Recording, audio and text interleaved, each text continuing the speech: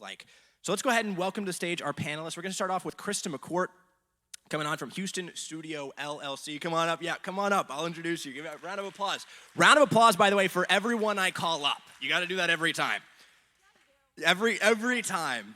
Full-service commercial brand photography studio, specializing in branding, headshots, product photography, marketing imagery. Over a decade of experience. We appreciate you coming up. Next, we're going to have Nicole Stewart coming up to the stage. Nicole, CRM Consulting, focused on helping business owners essentially to implement systems to save time, retain clients, and scale. And so up next, we have Jeff Wheatley, but I think he's running a little bit late, so we're going to go ahead and skip on over to Dan Moe from Crawfish Shack. There we go. I could give an intro, but I think everybody knows, right? I think it's pretty clear what Dan does. Family-owned Cajun seafood, opening back in like 2003, 2004, so around a long time. Seats 350 people, employs like 85 people per season. Big operation, and we in Texas know why. Next up, I would like to call up Clay Mealer from Veterans Welding Supply.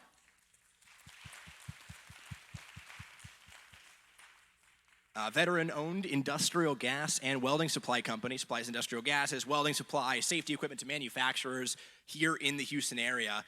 Next up, I want to call our Ashley Smith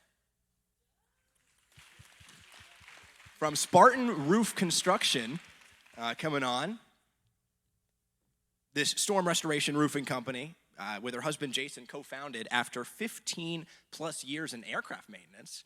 Very glad to have you up here. We're also going to call up Rod Darbone from In the Gutter.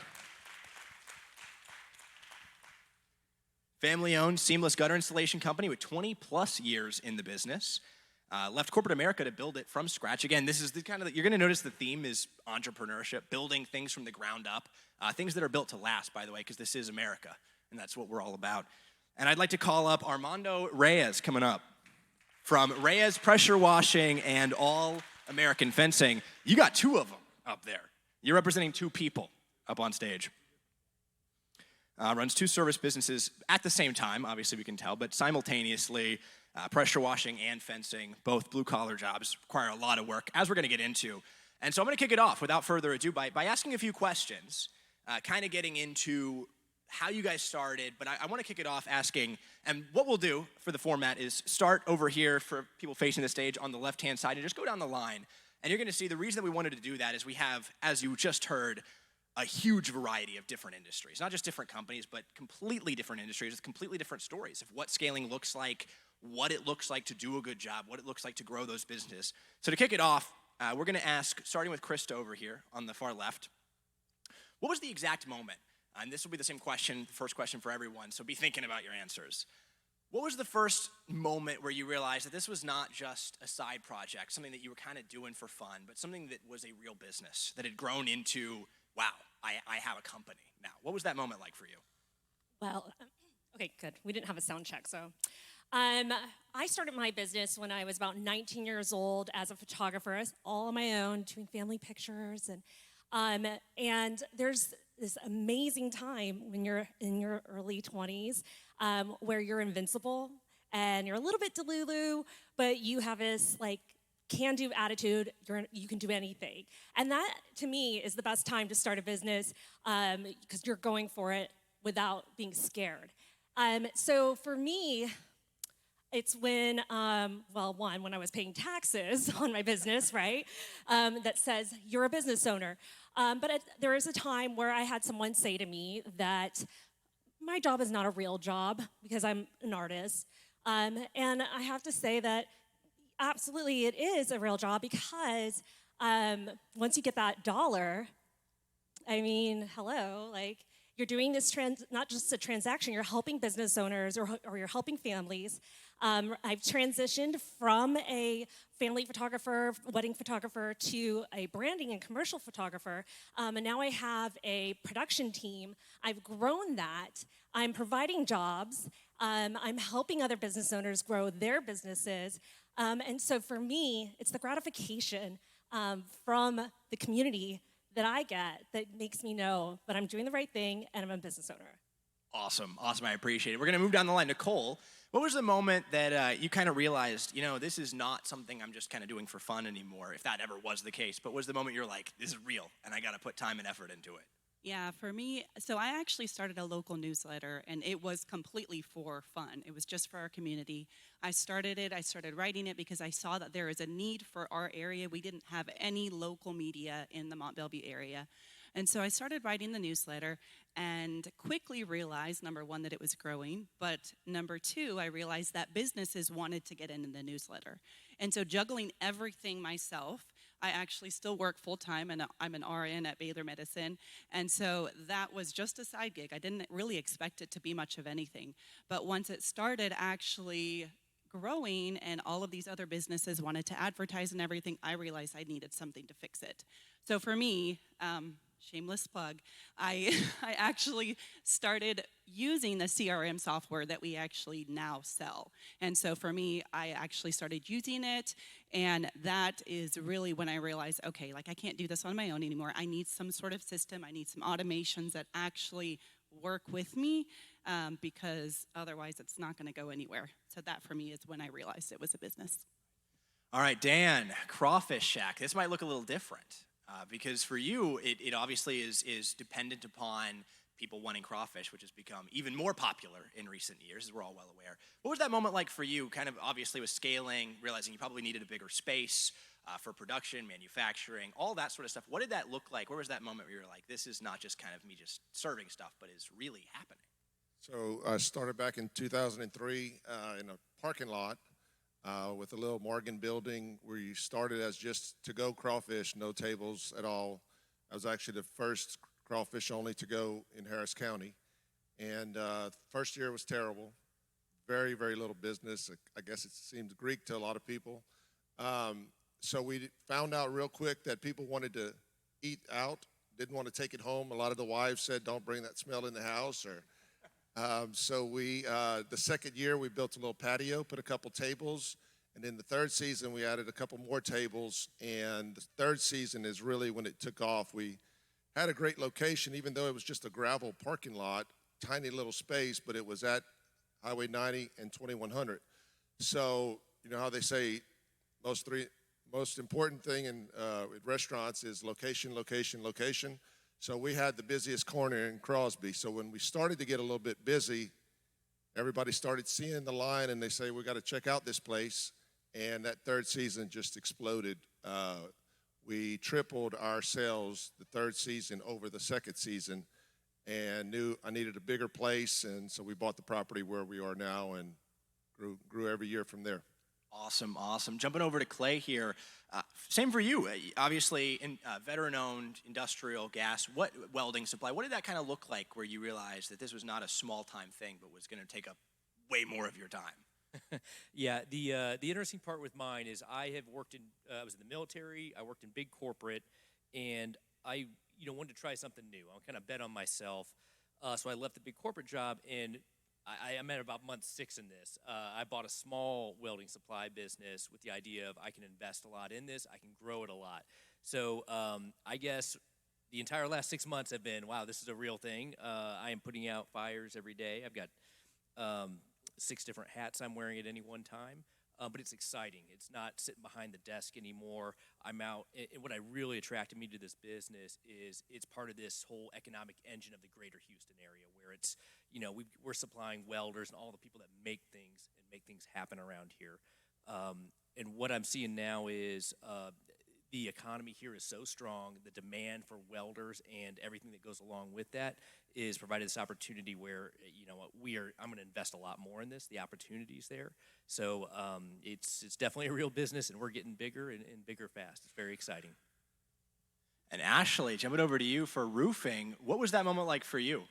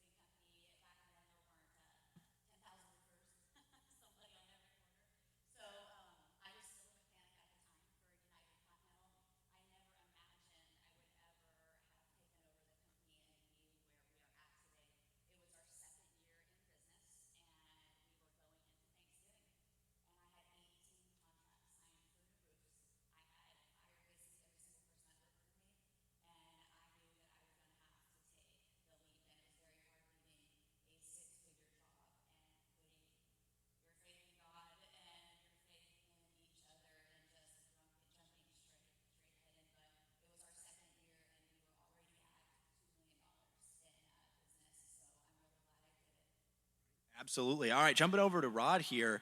Obviously, being in it for 20 years, it's been a long time. What did that process look like for you, where you realized that this was not just a small little gutter installation repair business, but If you want to be an entrepreneur, I recommend you read The E-Myth by Michael Gerber.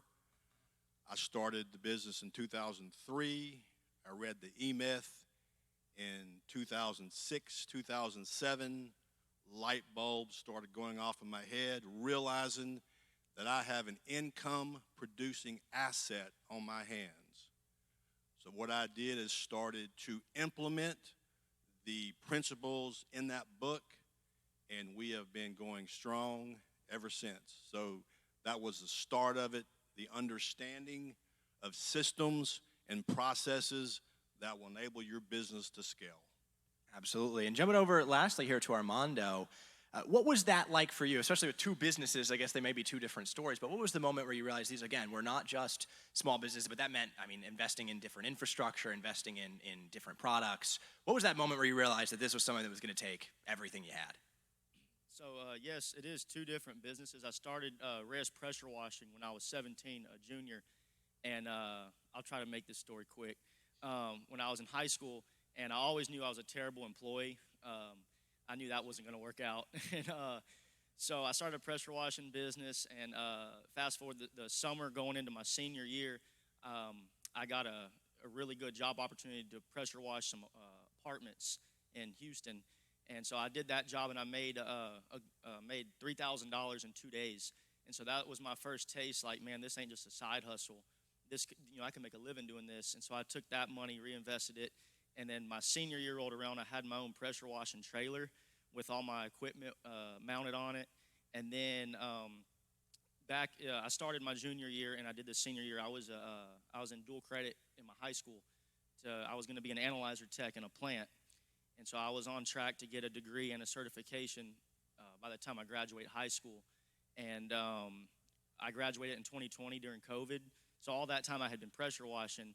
And I knew I was going to hate working in the plants, but my dad works in the plants, all my uncles.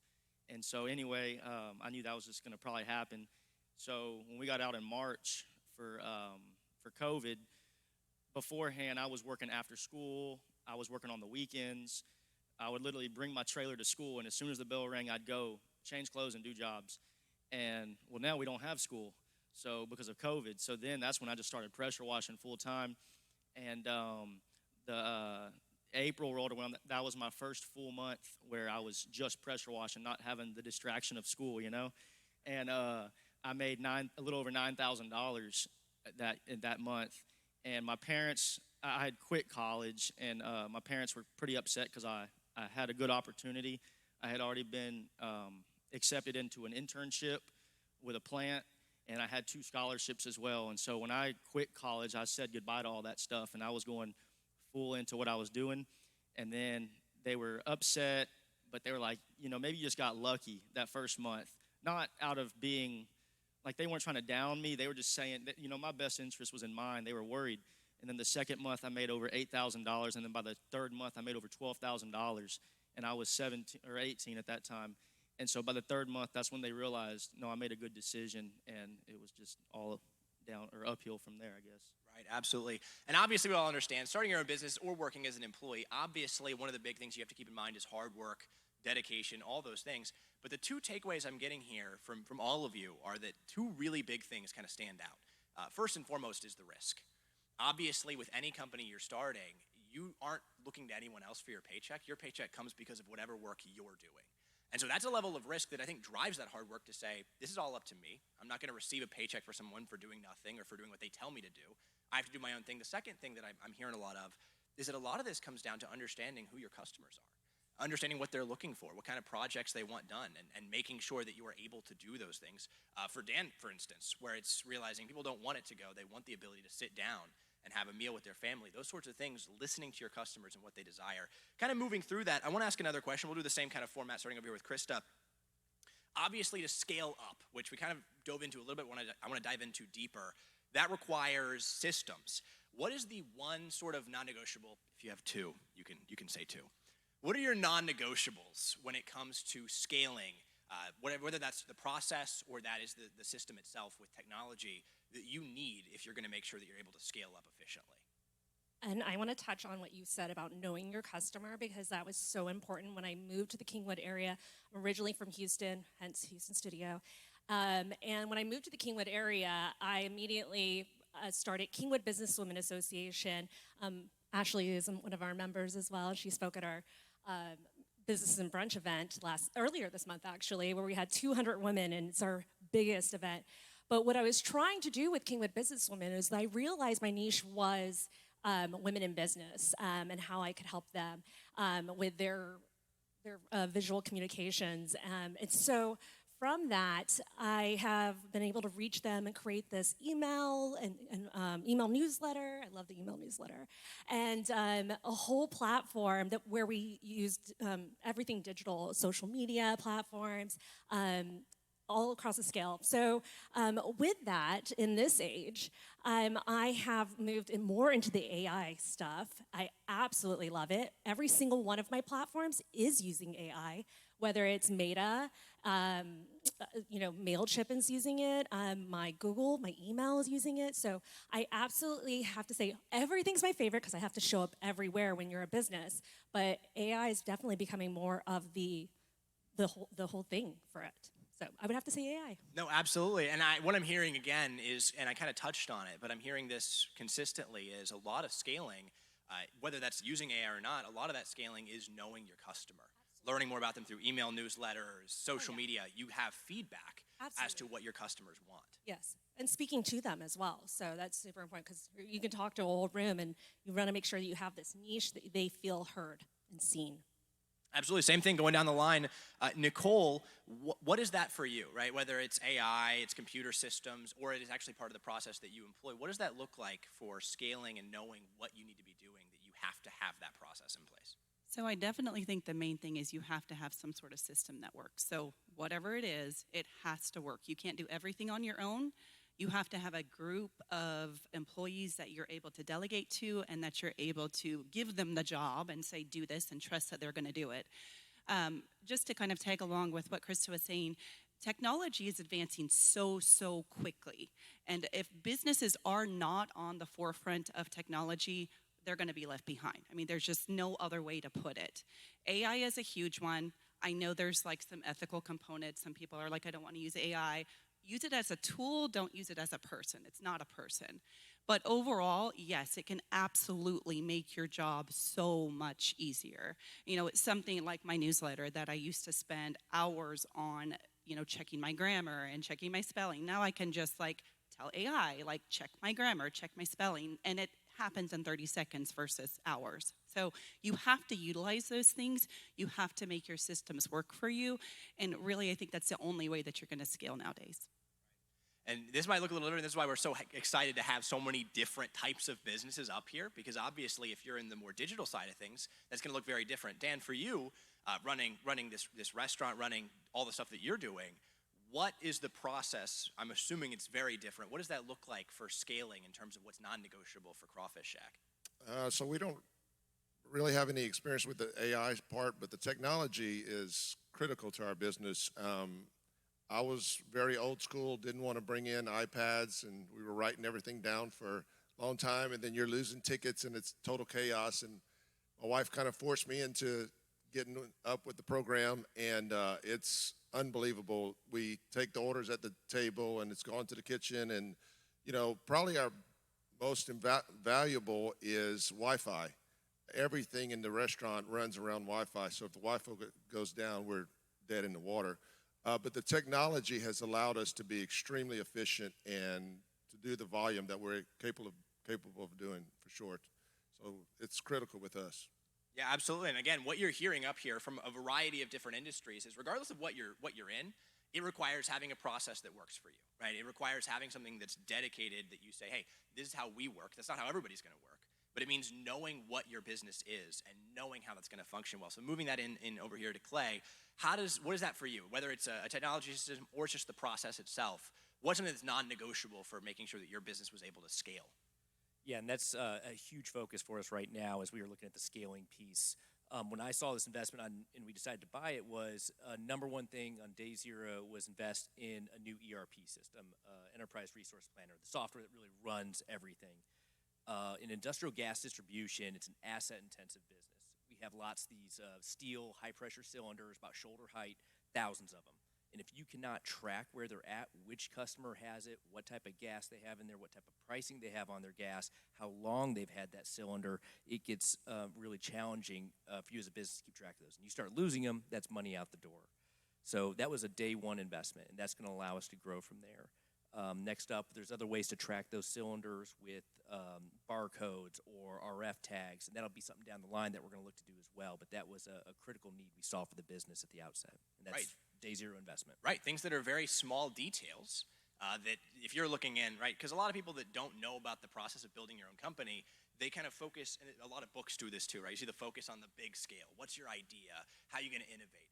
But there's not a lot of focus on how does that actually work in application, right? How does that actually apply? How do I do that on a day-to-day basis to make sure I'm able to do that? So moving on here down the line, Ashley, how did that look for you? Obviously roofing, very different from what we talked about so far. Way different. How is it way different?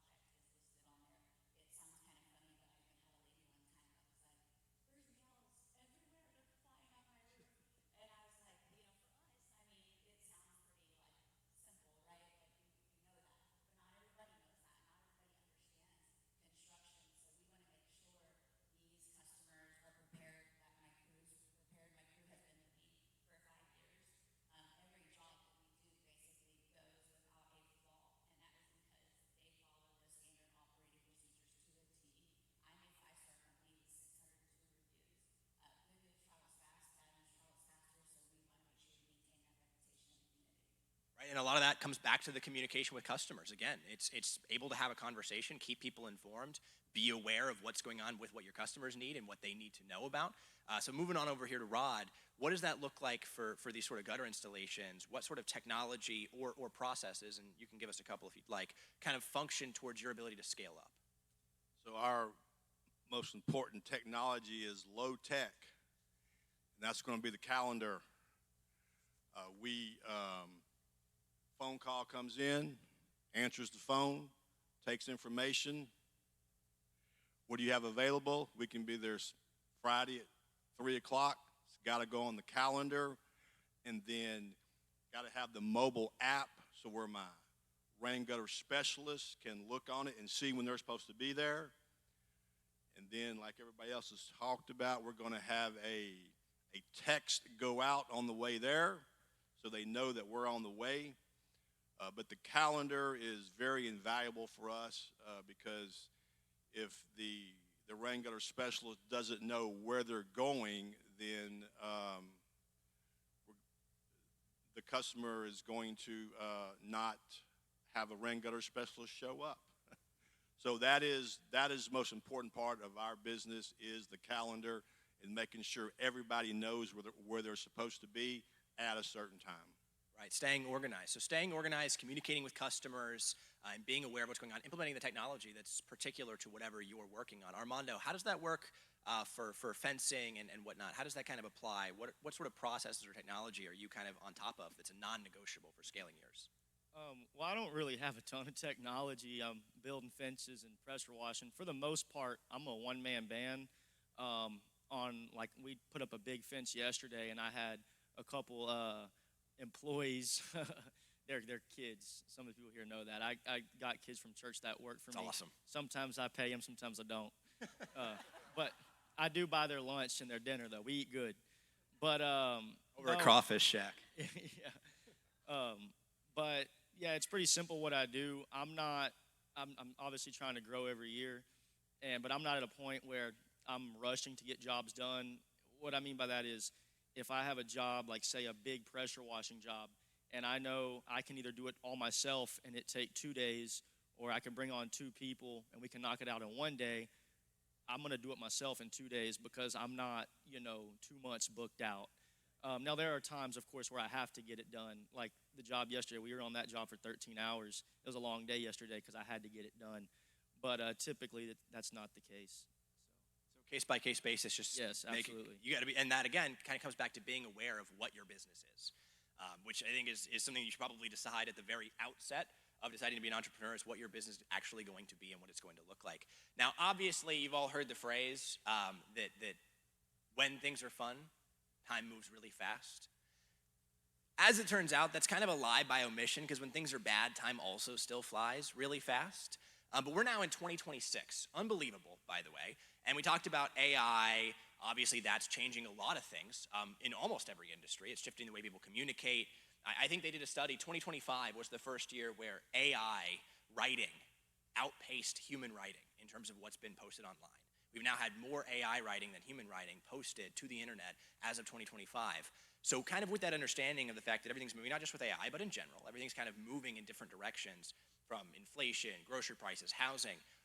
What is the sort of one thing that you're doing right now, or two things, a few things that you're doing right now to ensure that, say, 5 years from now, 10 years from now, that your business is still relevant, that you're not being outpaced by other people in your industry? And we'll start over here again. What we're doing in Houston Studio is we are continuing to be innovative and be future ready with our company, as well as Kingwood Businesswomen, so that we have that, like responsibility towards the future. And that means what we input into AI and making sure what we take out of it and we put on the internet, that it is being proofread by a human that knows what's going on. AI is not always correct. So that's very, very important. It is great for being more efficient and saving you more time. But we also need to be paying attention to what's trending, and not just like TikTok dances, but I mean, actually what's trending, what are people saying, what is going to be important to our future. And as we find in maybe 5 years' time, the same jobs that are being done by humans are being done by AI, and we need to make sure that we're innovating with our company. So what we're doing is making manuals and teaching through our platforms so that we can have passive income, making money while we sleep through automation. And that's really what I've been using the AI platforms for. So that's what we're doing with the next 5 years. Right, making sure that you stay on top of everything. And that's going to look different for everybody, right? Obviously, we have some people who are in things like blue-collar work. We have some people who are in restaurants. We have some people who are in digital media or newsletters. So moving down the line, looking 5, 10 years out, making a plan for your company, especially this kind of dives into, of course, to the heart of competition, which I'm sure everyone up here is well aware of what competition looks like. Staying ahead of the curve, what does that look like moving down the line 5, 10 years from now? How do you stay ahead of the curve? So one of my favorite phrases is work smarter, not harder. Not afraid of hard work, but I think you can always improve what works and make it easier so that overall you can do more every day, or your employees can do more, your business can bring in more.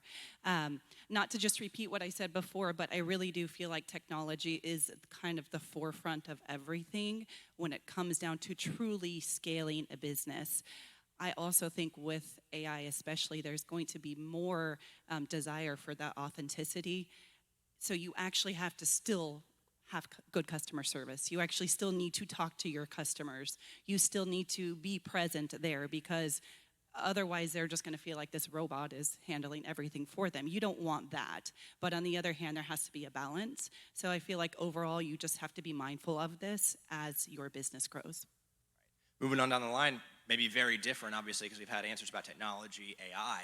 What does it look like for the Crawfish Shack in terms of 5, 10 years from now, making sure that any competitors, that you have something keeping you going? Yes, the competition, the amount of crawfish places that there are now is massively growing. Food trucks? I mean, that's a big new thing. Food trucks also very, I saw the other day that there are estimated 500 crawfish, the places that serve crawfish in the greater Houston area. So when I first started, there was probably 20, 25, 23 years in business. It's grown a lot. A couple things we're doing different. One of the big things right now is soaked crawfish, a lot more flavor, so we're putting a lot more seasoning in our water. And then we are offering other options for seasoning levels that's served in a bowl with the sauce. It's sauced in, so we have 7 different seasoning levels. So kind of have it your way, like Burger King. Give something for everyone, because everybody likes their crawfish different flavors and spice levels and moisture and all that. Another thing that we're doing, my youngest daughter has taken over our kind of social media side, and in the restaurant business is critical, especially TikTok. TikTok is the new Facebook, and she's doing an amazing job with that as promoting the business and having a lot of videos that keep getting shared and the views. And so social media is huge in the restaurant business, and we're focusing on that. And we're having a record year. We've been in business 23 years, and this will be a record year for us. So it's gone well. Right, and again, I think this highlights staying in the know on what you have to do, because obviously if you're changing seasonings up, all the training for one seasoning is going to be very different. It means being aware of how to do that, the process, making sure that everyone stays up to date, and how to make sure everything's done well with the same consistency that you got to be known for. And so moving down the line, Clay, what does that look like for you 5-10 years from now? You still obviously want to be at the top of your game, making sure that you're constantly innovating, staying on top of whatever the technological changes are, changes in the market, changes in what companies desire out of you. What does that look like for your industry? It's a very good question here. I actually just got an email this week from our software provider saying they now have AI tools they're offering for an upcharge that'll help do customer outreach and stuff. So the welding supply and industrial gas business is a little older. It is not as technology forward, especially us. We're a small independent company. We work with a lot of small independent fab shops and welding shops. They still like salesmen to come in, call in person, go through what their needs are for the upcoming week. I think where I'm looking technology-wise, the things that we can adopt, I think there are some interesting AI tools that are coming out in terms of inventory management that'll help me. I think it's harder to push that stuff on our customers right now. I don't think they're as ready to adopt. But for us, understanding what has been selling, you have a feel for it, but putting some actual data behind that on like what type of rod and wire and diameters we should be stocking to meet that threshold where we have enough but not too much there to meet customer demand. I think that's actually a really interesting one that would be helpful for us in the near term. And if you don't adopt that, you've got a lot of dead inventory. So that's something we'd like to implement. And same thing as we move down the line with roofing. What is something, obviously you mentioned that now there's like 10,000 roofing companies. I think the average, last I checked, the average is like 2 years is how long a roofing company lasts. Yeah, 2 years is the average. There's hundreds of thousands, not millions of roofing companies out there, tons here in the Houston area.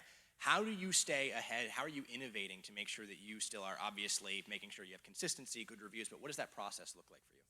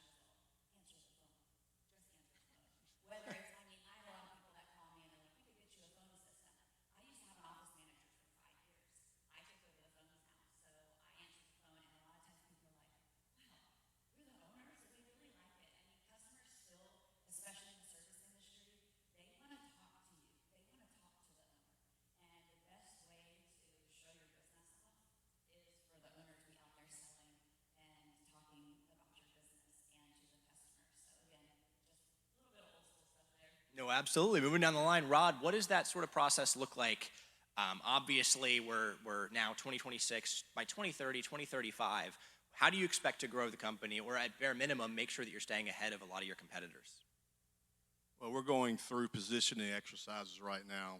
So what we want to do is we want to position in the gutter as the go-to gutter company in the Houston area. So what we are doing is we are going through our features and our capabilities that we have. And what we want to do is we want to find the features and the capabilities that we have that nobody else has. And if that's not available, because gutters are a commodity, you hang up a piece of metal on the roof. Everybody does that. So if we don't have any different capabilities or features, then we're going to make them, we're going to build them. We're going to say, what can we do different that nobody else does? And that's what we are doing right now, because the whole issue in the gutter business is having differentiated value. What value can we offer the homeowner that nobody else can offer? And that will also justify a premium price. If you're offering something to the homeowner that other businesses don't offer, like I said, it justifies a higher price. But the main point is having the features and capabilities that nobody else has that you can offer the customer to set you apart from everybody else. Absolutely. So here, obviously with pressure washing, fencing, same kind of system where you see a lot of competition there, I'm sure. We mentioned TikTok a little bit ago. There's tons all over TikTok, everything from car detailing, all this sort of stuff that has a lot of increased competition recently, because a lot of entrepreneurs see an opportunity to do something great that's at least relatively, not easy to start, as I'm sure you can speak to, but seems like they can enter into that realm. How do you stay ahead of all of that competition and say, hey, I want people to know that I'm the person to come to? It's a lot of things. One thing, like she mentioned, is being involved in the community. A big inspiration is actually Mr. Dan Moe, because we're from the same community, and he's one of those people in Crosby, and so that's what I would like to be like. So everybody in Crosby knows I'm the pressure washing guy. But also, what I tell kids when I'm speaking at career days is, you know, we see all these new subdivisions going up everywhere, and if you'll drive by them, it's mainly older people working on these job sites, men in their 40s, 50s, even 60s working on these job sites. Stereotype of my generation is we don't like to work, and it's true. And a lot of the people, they don't like to get their hands dirty. And most of the people who are doing that, they're getting older, and they're going to be, you know, they're about past their time. So now is the chance. I do think the trades are doing good now, and I think in 5-10 years, they're only going to it's only going to be better because nobody wants to do it. So it's supply and demand. So that's what I think. Yeah, no, absolutely. And I want to highlight, I'm going to break my own rules. My rules were I wasn't supposed to speak. I'm just supposed to ask questions. But I do want to highlight that one of the big things I've seen from companies that succeed, and I've had, as a radio host, we've had a ton of sponsors from a variety of different industries. And the one thing I notice about the people that stay in business and stay successful all the time are people that have a genuine desire to do good for their customers. And that, of course, plays out in a lot of ways, right? Whether it's, you know, different seasonings on your crawfish, or having the opportunity to have your crawfish in a restaurant instead of taking it home, or the way that you run your calendar to make sure that you're the most organized, or the way that you install roofs, or the way that you answer phones. Like, whatever that looks like for your particular industry as would-be entrepreneurs, the reality is, as somebody that's been deeply involved in a startup radio station, the biggest thing is to be aware of who your customers are and what they want, and that your end goal is not just the profit margins, right? It's not just the systems themselves, but those are in service. And I think that's kind of, not to, you know, toot anything, but just to say that the reality is that if we're fighting for the glory of God, which we're all called to as believers, that means doing good, not in service just to ourselves or to what we want to see succeed, but in service to something greater. And that, of course, means innovating and doing better and pleasing people. Now, before we get to the last question, I actually want to give everybody an opportunity here. We have a little extra time. I want to give an opportunity to kind of just talk about what your story was, right? And this should be pretty straightforward. What did it look like getting into business? What kind of drove you there? What was it like? And what was the reason that you felt like, hey, this is something that I need to be in, right? All of us have that story. Some of us don't talk about it or we don't remember it because it was so long ago, but we all have that thing that drove us to say, this is what I want to do. This is what I want to get into. This is why I want to do it. I want to go down the line, same format as we've done every time, and kind of ask, like, what was that? It can be short, it can be long, totally up to you. What was that process like? We should start down there and give me a break. Armando's getting a little sweaty now. He's like, no, don't start down here. What's the question? The question's essentially, See? what drove you essentially to decide, hey, this is what I want to do with my life? Obviously, that's different from just scaling and being successful. What said, hey, this is where I want to be. This is what I want to do. What was that defining moment for you? Well, like I said, I knew school and that wasn't going to be for me. So I always knew I wanted to do some kind of business. And it's not that I really had just a passion for pressure washing or for building fences. But with pressure washing, I was thinking, man, everybody and their mom mows yards and washes cars. So what can I do? And then I started pressure washing. And then I realized that everybody and their mom pressure washes. But in my local community, there wasn't like that guy, you know. And so that's how I started with pressure washing. I mean, in a year from now, I could be doing something completely different, not even doing these. You know, it's just rolling with the flow. I'm going to put you on the spot again because you also do fencing. I want to hear about that one. Sir? Fencing. I want to hear about the fencing side of things. What was the process like on that side? Yeah, so I started fencing about 4 years ago, and I had a buddy who was thinking about starting fencing, and he was telling me some of the numbers and stuff, and I'm like, man, that would work. But really the main thing was pressure washing is more of a luxury service. You don't have to have your house pressure washed, whereas, you know, everybody, if you have a dog, kids, a pool, or even if you just want privacy, you need a fence, no matter how much money you make. So I knew my customer base would be a lot wider, like a bit more customers, basically. Yeah, absolutely. And the reason I bring this question up is because obviously if you're going to start a business, I think this is really important for those would-be entrepreneurs in the room, there has to be something that kind of drives you towards that, right? They want to see, hey, why do I want to do this? What do I want to be a part of? Especially because a lot of the stories here are people that left corporate America, people that had other six-figure jobs who already had what they would be called a successful career. But there's something that's driving them to say, hey, I got to do something else. I got to be involved here, whatever that reason is. So moving down the line, we're going to go backwards. Rod, what did that look like for you? Well, in 2002, 2003, I'm up in Seattle, Washington, and I'm working for Costco, making $400 a week. And had two guys in my church who were in the gutter business, and they said, hey, man, once you get in the gutter business, easy to get in, doesn't take a lot of money to get into it. And I said, well, okay, let's look into it. We looked around, found a gutter machine for $2,000, put it on a Discover credit card, went and bought it, never installed a gutter in my life. And the guy that helped me get into it said, hey, man, he was in the trades business as well.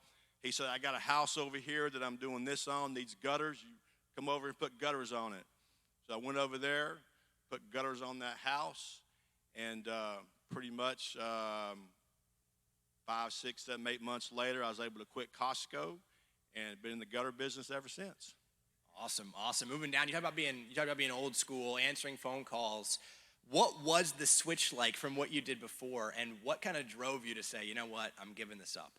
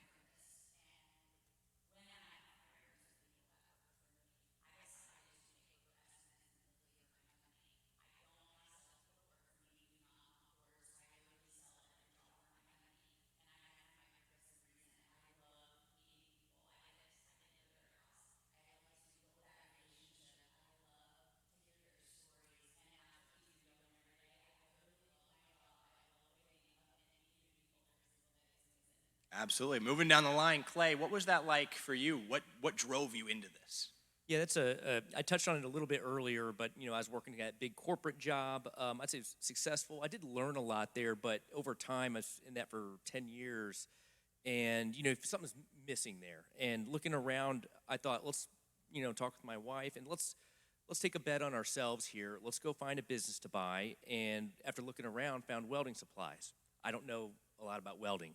I am having to learn a lot, watch some YouTube videos.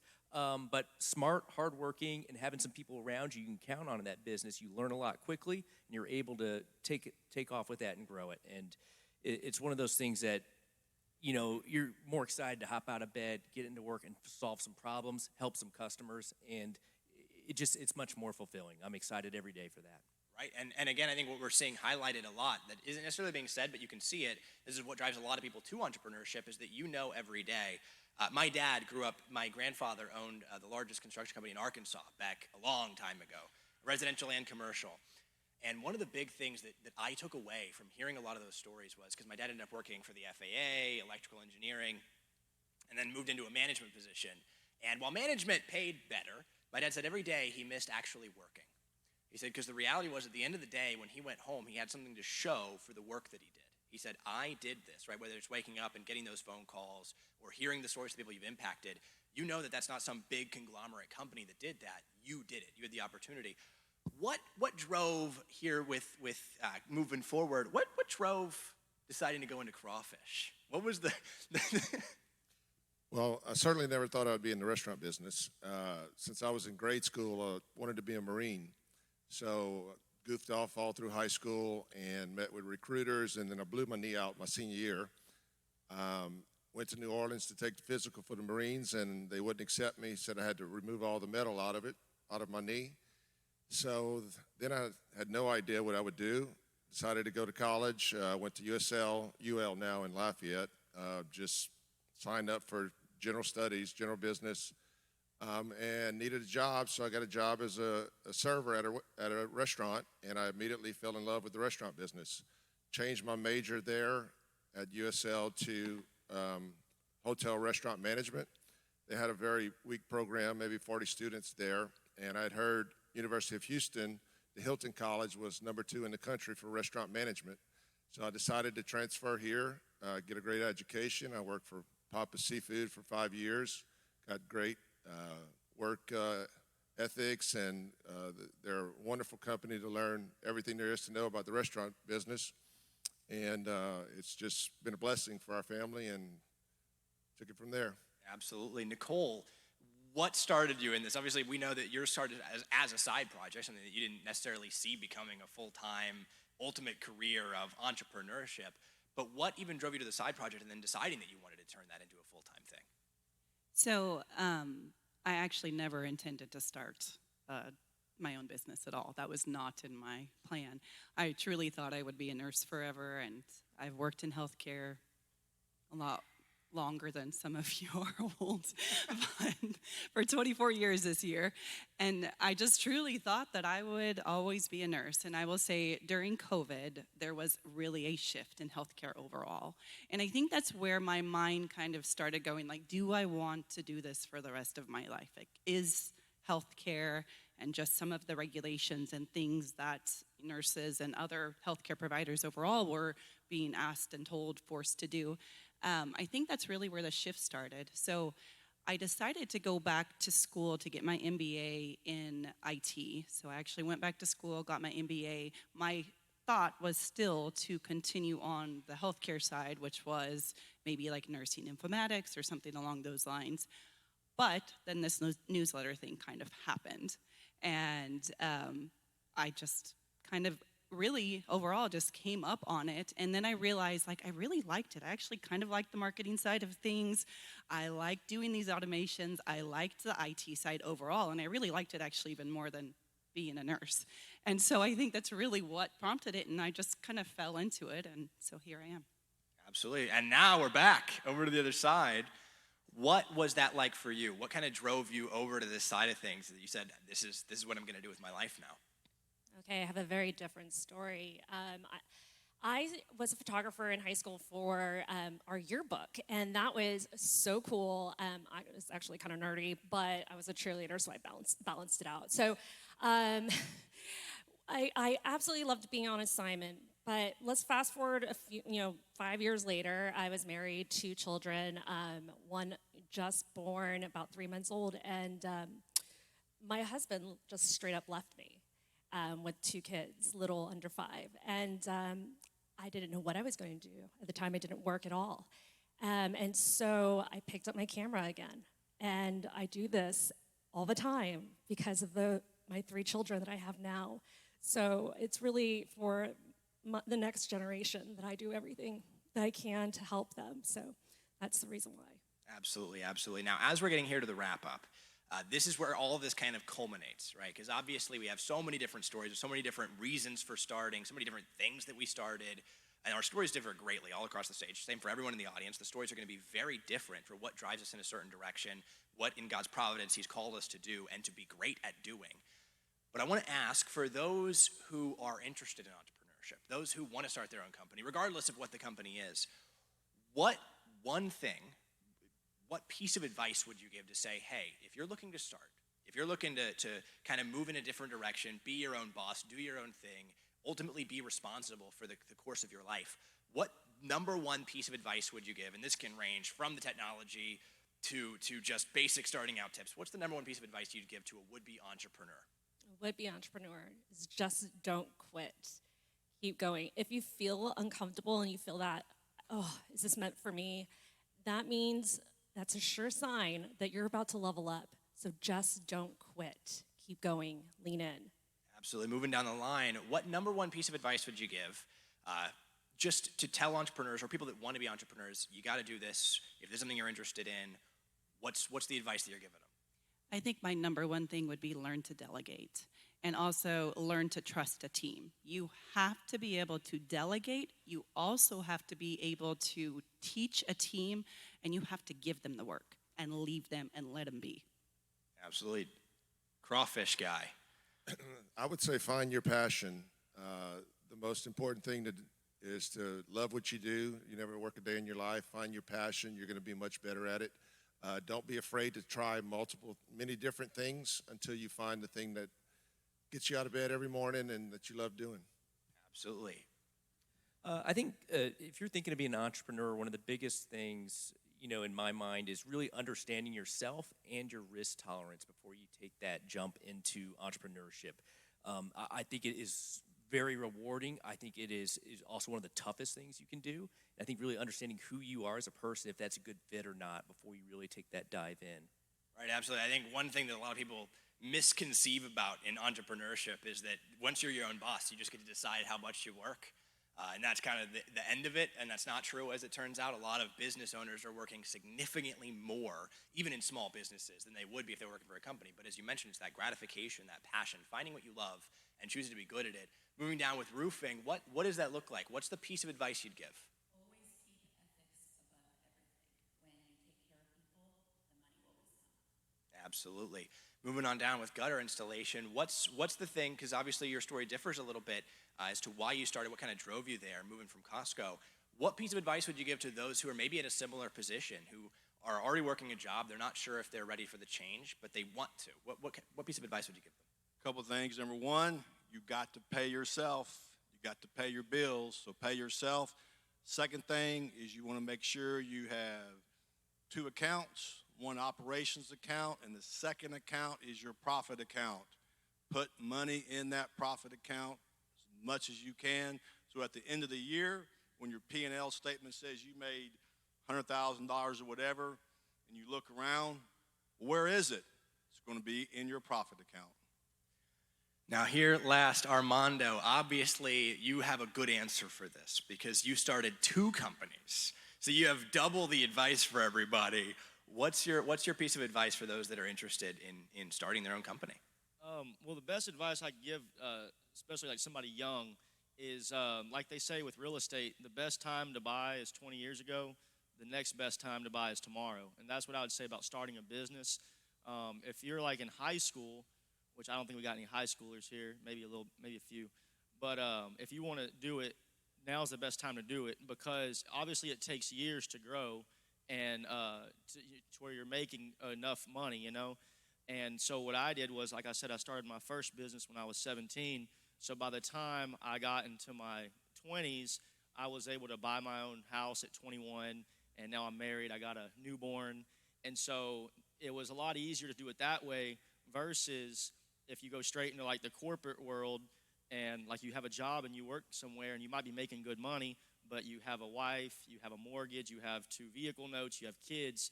It's a lot harder to start a business then and be able to quit your other job and go full-time versus if you start it earlier, then by the time you're ready to get married and buy a house and all that, hopefully your business is making enough money, you have that experience behind you. Absolutely. I'm going to break my own rule one more time and give a big piece of advice. I am not an entrepreneur, at least not yet. But my boss at our radio station, that was a Spanish format for something like 40 to 50 years. And so for all intents and purposes, switching to a conservative format means all the sponsors that you had, all the people that knew your station, completely shifts. You're starting from scratch. And one of the biggest things I learned, my boss is a Christian, I'm obviously a Christian as well, we talk about that every day on the air. One of the biggest pieces of advice that I ever got was at one of our lowest moments where we had a dinner coming up, and my boss said, this might be our last dinner. He said, I don't know if we're gonna have the profit margins come next month to keep open. And I said, what do we do? I'm stressed. I don't know where the world's gonna go. I don't know where I'm gonna go if this doesn't work out. He said, have faith.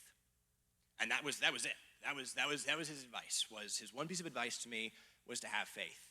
And I know, and this is not to get into a political rant, but I know that the world looks very scary sometimes, whether that's in business or in the church or in our government at local, state, federal levels.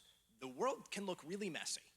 And the reality is that if we don't have faith to drive us, we have nothing to drive us. I say this every day. I could not imagine the extra faith it would take to be an atheist, to be someone who didn't believe in providence, that everything's just random and we don't know where we're gonna go tomorrow. That would be terrifying. And the reality is that if we want to succeed, that's gonna come from giving glory to God and by relying on his providence for our country, for the state of Texas. So I appreciate all of you coming up and giving us your time this afternoon for speaking, answering questions, kind of helping prop the next generation towards what Turning Point's goal ultimately is to create good conservative Christians who believe in the sense of community and believe in doing great things for the glory of God. And for starting all of your various companies and for choosing to do the hard things, even when it's risky, even when it's difficult, especially when it's scary and when it's difficult. With that being said, ladies and gentlemen, we are going to take a quick intermission. We're gonna go, if you need to use the bathroom, get to meet some of these people, get to talk to each other, get a drink of water, all that sort of stuff. We're gonna have a few minutes right now to go ahead and do that, and we'll meet back in here in a few minutes. Thank you, guys.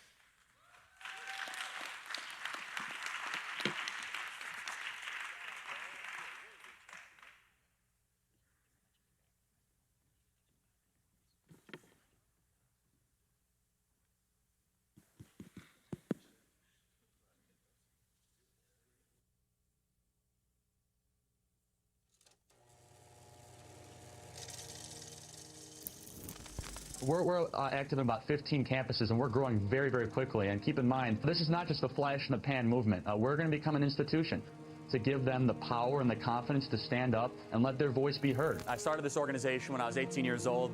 I decided not to go to college. I didn't get in my dream school, which was the United States Military Academy at West Point. I have this idea to galvanize and motivate the future youth of this country around a core set of ideas, not just political parties or politicians. And the ideas are really America's the greatest country in the history of the world. The Constitution is the greatest political document ever written, and free enterprise is the most assured way to lift people out of poverty and create prosperity for all. Those are the 3 big ideas.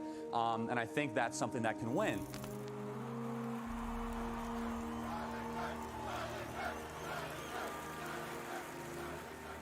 We as Christians are called to go into the public arena to correct error with truth. So I go to college campuses and there's a lot of error. We're all sinners. We all live in error.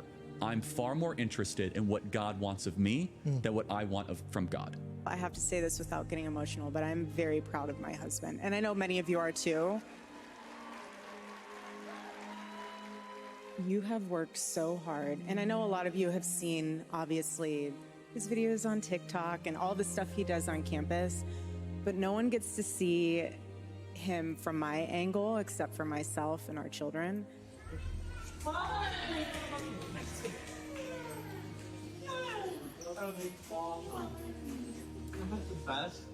And the sacrifices that he made this year, he's amazing. I'm very blessed. And I would not have been able to do any of it without Erica. And that's the real truth. I'll tell you what. You are here as a grassroots response to the top-down revolution happening in this country. I want our Turning Point USA students to receive a round of applause. These are the freedom fighters of America. The media said that Turning Point could never run a ground game. They weren't experienced. They didn't know Charlie, right? This is the greatest generational realignment since Woodstock. This generation is the most conservative generation that we have seen in well over 50 years, and the numbers show it. What young people especially are screaming at is they say, give me a structure that I can live my life by. And especially with young men, more challenging of them, more saying, you know what, honestly, I'm not gonna talk down to you. Stop being a boy and become a man. You wanna learn what that means? Come to church and I'll tell you what it means to become a man. Because we have the greatest story ever told. What can I do to save the country? You answer that question every single day because you are doing the work to save this beautiful republic. You are doing something that is bigger than you. If everything completely goes away, how do you want to be remembered? I want to be remembered for courage for my faith. That would be the most important thing. Most important thing is my faith in my life.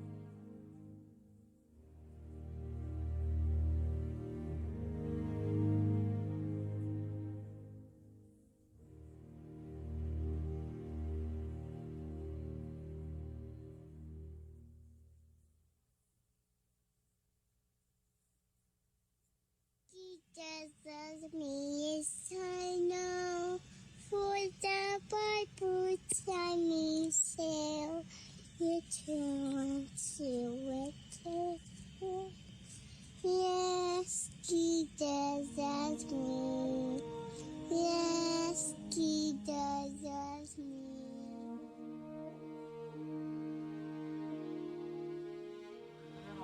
Hi, TJ. When is your bedtime? Hi. I'll see you in the morning, honey, okay? I'll see you when you wake up, all right? I love you. Before he was a leader to millions, he was mine and theirs.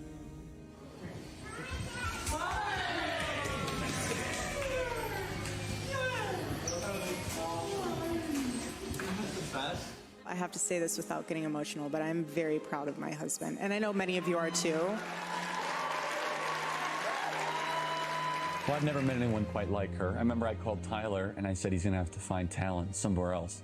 And Tyler was trying to coach me down because he said that she was way out of my league. And he's still right, by the way. I mean, my wife is the best person ever, and she's a patriot, and she's a believer. We don't want to have to be accountable to God when this life passes. And he asks, why did you not trust in me and not fight evil? For young people out there, if you want to find meaning, find something worth taking responsibility for. Yeah, it's been a fun journey, fun ride. It's just getting started. Yeah, I'm grateful for you. Thanks for joining the Charlie Kirk Show. You're welcome. We should do this more often.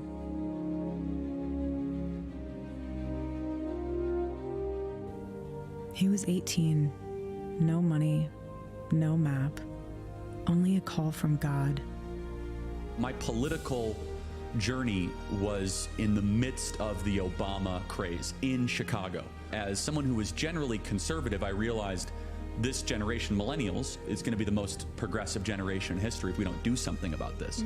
We're active in about 15 campuses, and we're growing very, very quickly. And keep in mind, this is not just a flash in the pan movement. We're going to become an institution to give them the power and the confidence to stand up and let their voice be heard. I was 18, no idea what I was doing, no connections, no money, unlimited energy, enthusiasm, and I actually thought this was possible, which was kind of crazy if you think about it. Bill was one of the first people to believe in us at Turning Point USA and believe in me. After he heard me speak, he said, "You can't go to college." I said, "Who are you exactly?" He said, "Whatever you're doing, it's going to be bigger." He said, "You're going to start a youth organization that's going to catch the whole world on fire." Only in America can a young man with a dream change the world.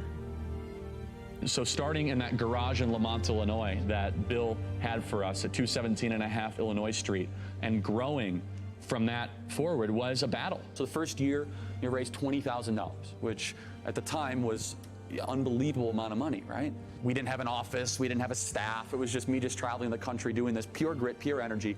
And I was driven by core ideas and core principles that we should be thankful, not angry, to live in this country. Would you agree? We should be thankful. We should be kissing the ground and saying we are the luckiest human beings ever to exist, that we are able to live in this country. At this time, America is the greatest country ever to exist, period, bar none. Is the greatest country ever to exist, right? He loved debate because he loved the truth, and the people on the other side of the table because they all were made in God's image. So I go to college campuses and there's a lot of error. We're all sinners. We all live in error. We as Christians are called to go into the public arena to correct error with truth. I'm far more interested in what God wants of me than what I want from God. I have the greatest job in the world. I couldn't be happier. Every day I feel as if what I'm saying, what I'm doing is making a difference. To be perfectly honest, I love the debate. I love the exploration of ideas. I think dialogue is a gift given to us by God. Prove me wrong. I have no notes. I have no AI. I have nothing. Tell me why you're correct. For 3 hours, I will sit there and everyone will watch. It's a gladiatorial match for the best ideas of the West. And their needs changed him, and he changed them. You see, you're being called upon to be a leader, let's say, that's not merely political. And that's why my understanding of it. Correct. It's an enormous responsibility. Enormous. I also need to balance, as Christ would say, being as much truth, which of course I'm inclined towards, as love. What is God's plan when I go on a college campus? I just believe I will only tell truth, I will not compromise, and I'll love on the lost. He was no stranger to threats, to being hated, to being doubted, but he went out anyway, for America, for you. Turning Point will live longer than me. That's my mission. He carried his love for the nation in his hand, and in the other, he carried us. You have worked so hard, and I know a lot of you have seen, obviously, his videos on TikTok and all the stuff he does on campus, but no one gets to see him from my angle except for myself and our children. And the sacrifices that he made this year, he's amazing. I'm very blessed. And I would not have been able to do any of it without Erica. When it comes to your child, you are tasked to protect them both physically, spiritually, and emotionally.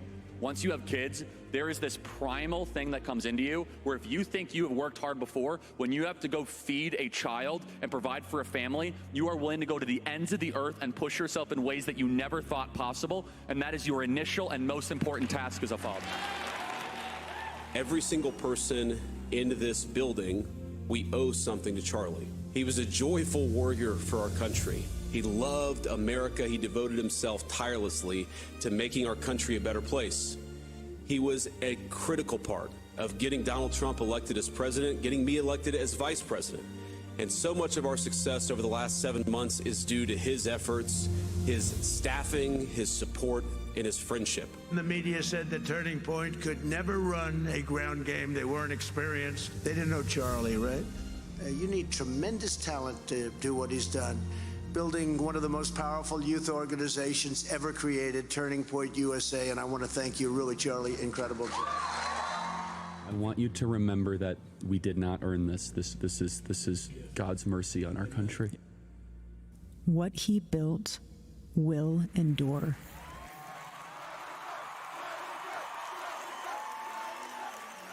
Taking the deep, but sometimes the difficult road is the way that you should configure your life. Getting married and having children is a difficult but deep decision that I hope every single one of you make at some point in your life. Because for every single one of you, there are a couple thousand students that wish they could speak out like you do. And courage is a choice. It takes no skill to be courageous. You might come up to the microphone and say, Charlie, I don't know my talent, I don't know my skill. The cool thing about being courageous is you just have to say, I choose to be courageous. What can I do to save the country? You answer that question every single day because you are doing the work to save this beautiful republic. You are doing something that is bigger than you. He loved this country. He fought for this country. Now we all live to honor his fight. What young people especially are screaming at is they say, give me a structure that I can live my life by. And especially with young men, more challenging of them, more saying, you know what, honestly, I'm not gonna talk down to you. Stop being a boy and become a man. You wanna learn what that means? Come to church and I'll tell you what it means to become a man. Because we have the greatest story ever told. If everything completely goes away, how do you want to be remembered? I want to be remembered for courage for my faith.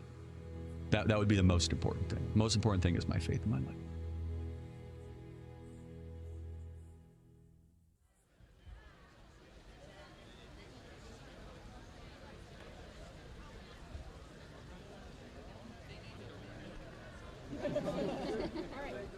Freedom on three. 1, 2, 3, freedom!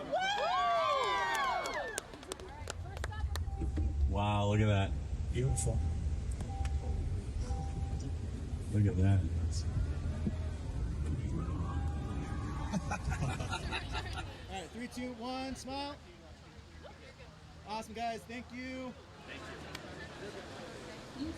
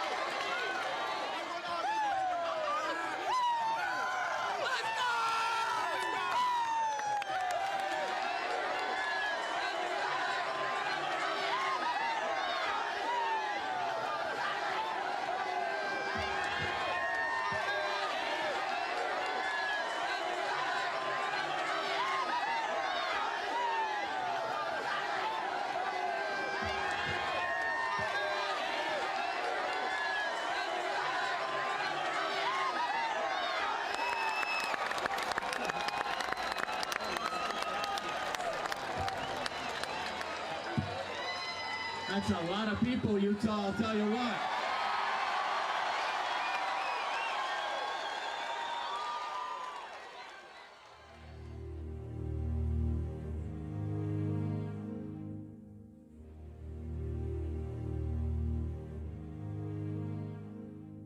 He ran the race well. I love you, Charlie. On behalf of our family and everyone you touched with your love, thank you.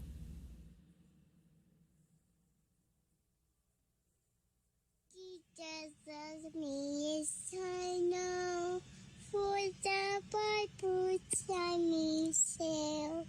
You turn to it. Yes, Jesus loves me. Yes, Jesus loves me.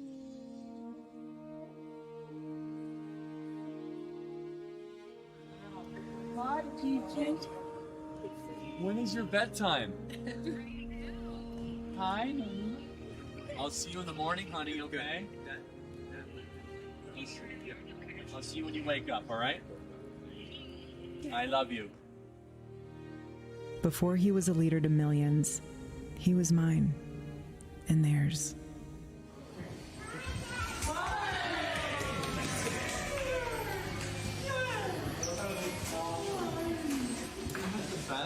I have to say this without getting emotional, but I'm very proud of my husband. And I know many of you are too. Well, I've never met anyone quite like her. I remember I called Tyler and I said he's gonna have to find talent somewhere else. And Tyler was trying to coach me down because he said that she was way out of my league. And he's still right, by the way. I mean, my wife is the best person ever, and she's a patriot, and she's a believer. We don't want to have to be accountable to God when this life passes. And he asks, why did you not trust in me and not fight evil?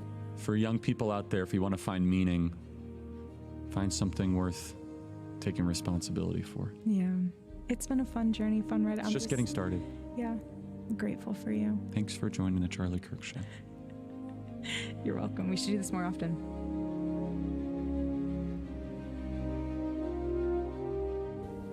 He was 18. No money, no map, only a call from God. My political journey was in the midst of the Obama craze in Chicago. As someone who was generally conservative, I realized this generation, millennials, is going to be the most progressive generation in history if we don't do something about this. We're active in about 15 campuses, and we're growing very, very quickly. And keep in mind, this is not just a flash in the pan movement. We're going to become an institution to give them the power and the confidence to stand up and let their voice be heard. I was 18, no idea what I was doing, no connections, no money, unlimited energy, enthusiasm, and I actually thought this was possible, which was kind of crazy if you think about it. Bill was one of the first people to believe in us at Turning Point USA and believe in me. After he heard me speak, he said, "You can't go to college." I said, "Who are you exactly?" He said, "Whatever you're doing, it's going to be bigger." He said, "You're going to start a youth organization that's going to catch the whole world on fire."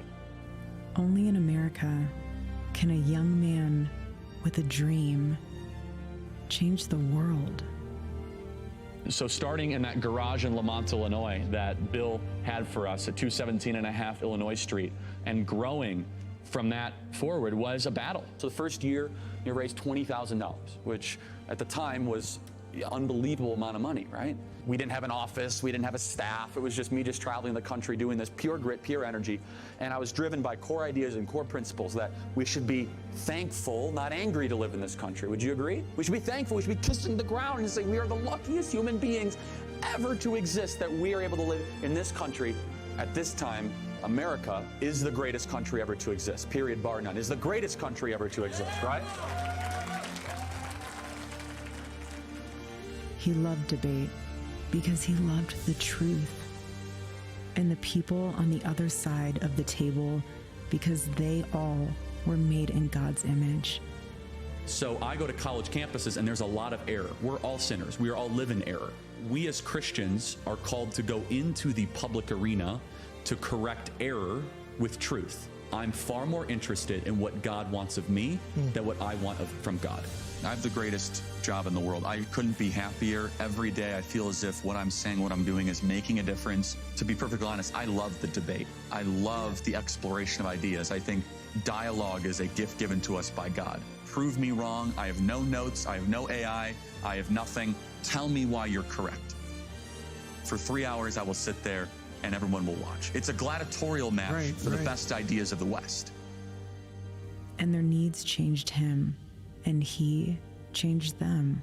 You see, you're being called upon to be a leader, let's say, that's not merely political. That's why my understanding of it. Correct. It's an enormous responsibility.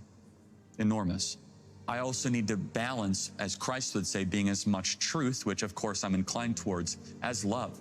What is God's plan when I go on a college campus? I just believe I will only tell truth, I will not compromise, and I'll love on the lost. He was no stranger to threats, to being hated, to being doubted, but he went out anyway, for America, for you. Turning Point will live longer than me. That's my mission. He carried his love for the nation in his hand, and in the other, he carried us. You have worked so hard, and I know a lot of you have seen, obviously, his videos on TikTok and all the stuff he does on campus, but no one gets to see him from my angle except for myself and our children. And the sacrifices that he made this year, he's amazing. I'm very blessed. And I would not have been able to do any of it without Erica.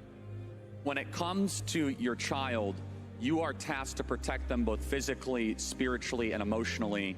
Once you have kids, there is this primal thing that comes into you where if you think you have worked hard before, when you have to go feed a child and provide for a family, you are willing to go to the ends of the earth and push yourself in ways that you never thought possible. And that is your initial and most important task as a father.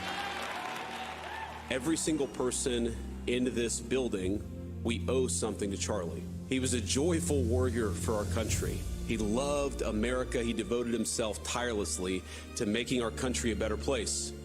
He was a critical part of getting Donald Trump elected as president, getting me elected as vice president. And so much of our success over the last 7 months is due to his efforts, his staffing, his support, and his friendship. The media said that Turning Point could never run a ground game. They weren't experienced. They didn't know Charlie, right? You need tremendous talent to do what he's done. Building one of the most powerful youth organizations ever created, Turning Point USA, and I want to thank you, really, Charlie. Incredible job. I want you to remember that we did not earn this. This is God's mercy on our country. What he built will endure.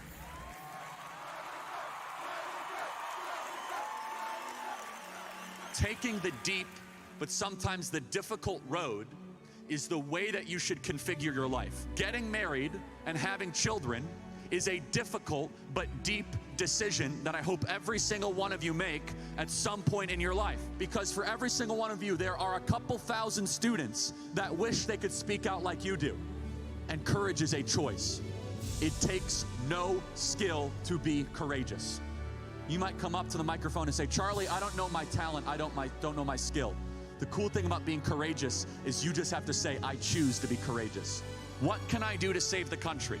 You answer that question every single day because you are doing the work to save this beautiful republic. You are doing something that is bigger than you. He loved this country. He fought for this country. Now we all live to honor his fight. What young people especially are screaming at is they say, give me a structure that I can live my life by. And especially with young men, more challenging of them, more saying, you know what, honestly, I'm not gonna talk down to you. Stop being a boy and become a man. You wanna learn what that means? Come to church and I'll tell you what it means to become a man. Because we have the greatest story ever told. If everything completely goes away, how do you want to be remembered? I want to be remembered for courage for my faith. That would be the most important thing. Most important thing is my faith in my life.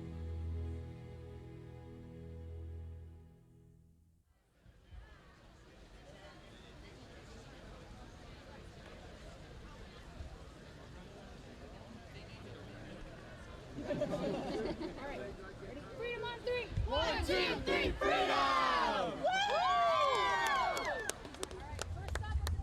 Wow, look at that. Beautiful. Look at that.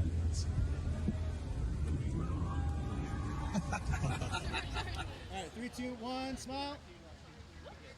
Awesome, guys. Thank you. Thank you.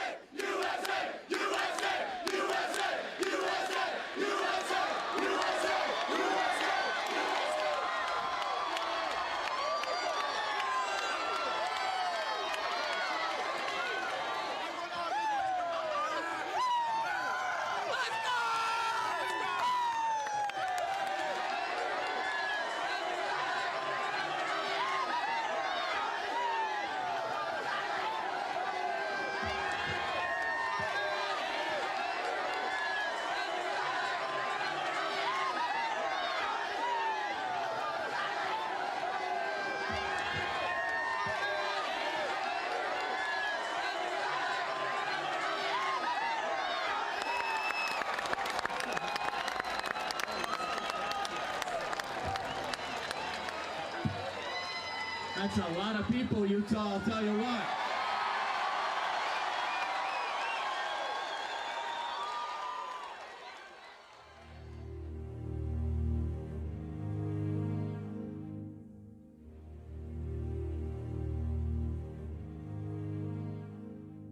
He ran the race well. I love you, Charlie. On behalf of our family and everyone you touched with your love, thank you.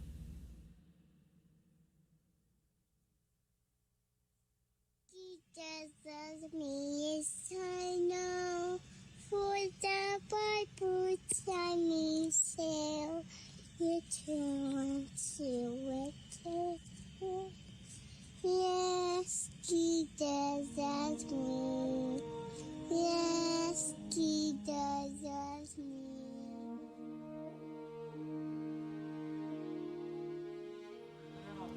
Hi, Gigi. When is your bedtime? Hi, honey. I'll see you in the morning, honey, okay? I'll see you when you wake up, all right? I love you. Before he was a leader to millions, he was mine and theirs.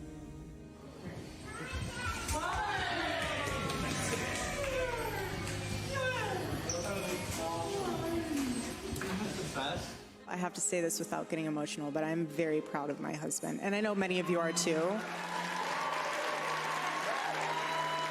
Well, I've never met anyone quite like her. I remember I called Tyler and I said he's going to have to find talent somewhere else. And Tyler was trying to coach me down because he said that she was way out of my league. And he's still right, by the way. I mean, my wife is the best person ever, and she's a patriot and she's a believer. We don't want to have to be accountable to God when this life passes. And he asks, why did you not trust in me and not fight evil? For young people out there, if you want to find meaning, find something worth taking responsibility for. Yeah. It's been a fun journey, fun ride. It's just getting started. Yeah. I'm grateful for you. Thanks for joining the Charlie Kirk Show. You're welcome. We should do this more often.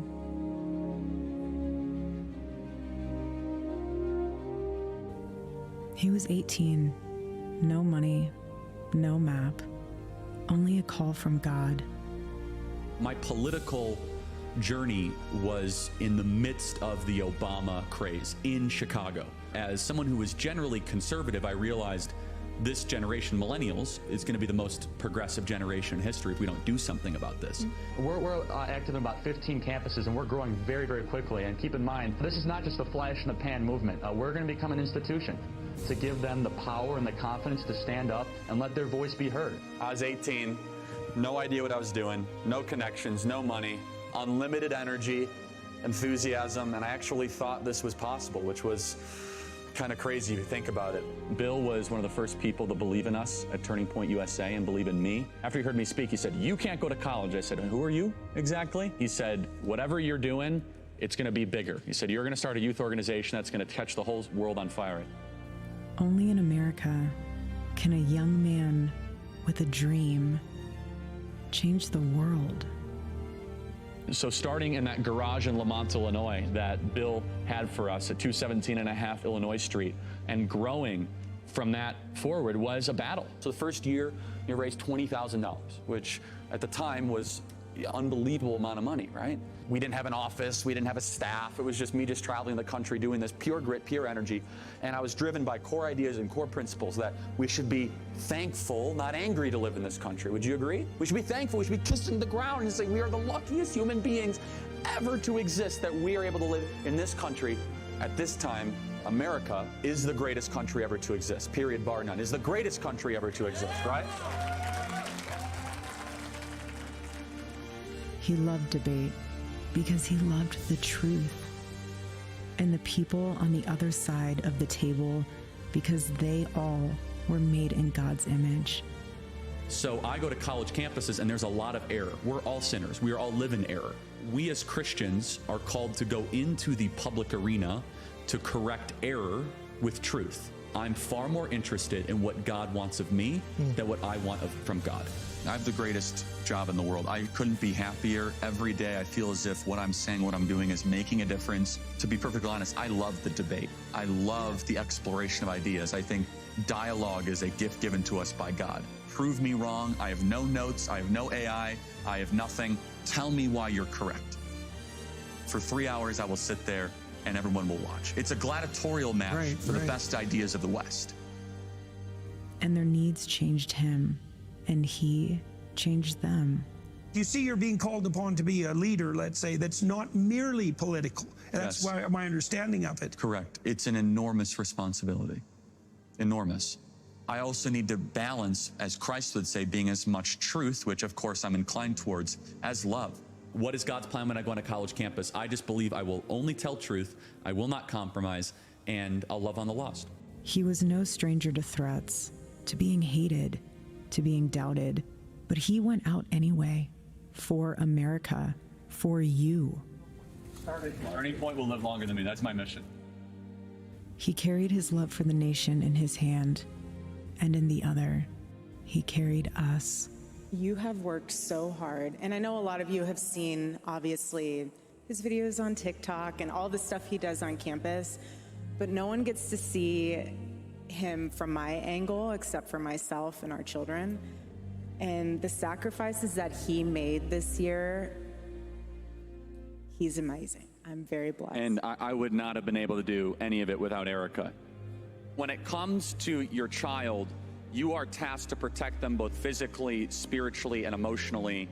Once you have kids, there is this primal thing that comes into you where if you think you have worked hard before, when you have to go feed a child and provide for a family, you are willing to go to the ends of the earth and push yourself in ways that you never thought possible. And that is your initial and most important task as a father.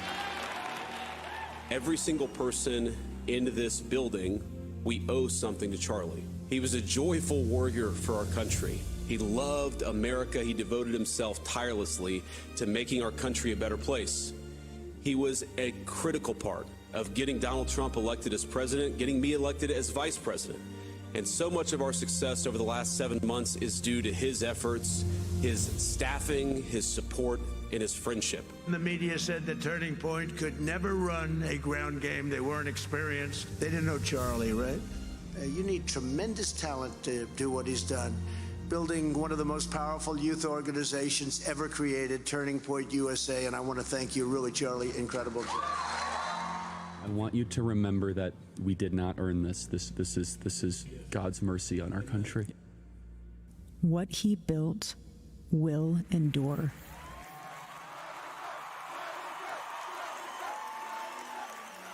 Taking the deep, but sometimes the difficult road is the way that you should configure your life. Getting married and having children is a difficult but deep decision that I hope every single one of you make at some point in your life. Because for every single one of you, there are a couple thousand students that wish they could speak out like you do. And courage is a choice. It takes no skill to be courageous. You might come up to the microphone and say, Charlie, I don't know my talent, I don't know my skill. The cool thing about being courageous is you just have to say, I choose to be courageous. What can I do to save the country? You answer that question every single day because you are doing the work to save this beautiful republic. You are doing something that is bigger than you. He loved this country. He fought for this country. Now we all live to honor his fight. What young people especially are screaming at is they say, give me a structure that I can live my life by. And especially with young men, more challenging of them, more saying, you know what, honestly, I'm not gonna talk down to you. Stop being a boy and become a man. You wanna learn what that means? Come to church and I'll tell you what it means to become a man. Because we have the greatest story ever told. If everything completely goes away, how do you want to be remembered? I want to be remembered for courage for my faith. That would be the most important thing. Most important thing is my faith in my life.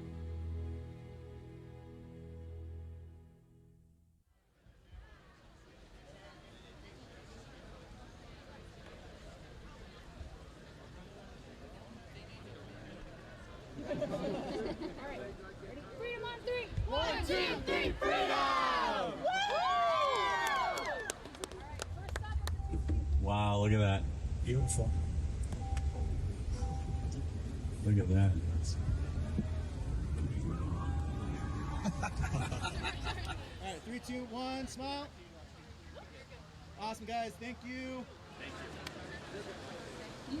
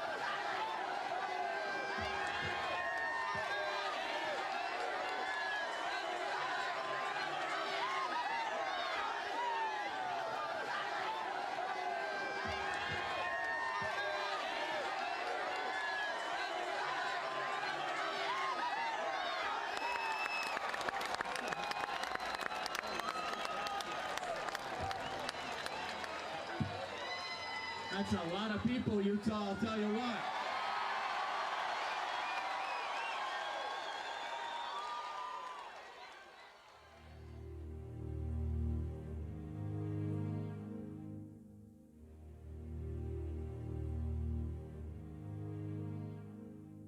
He ran the race well. I love you, Charlie. On behalf of our family and everyone you touched with your love, thank you.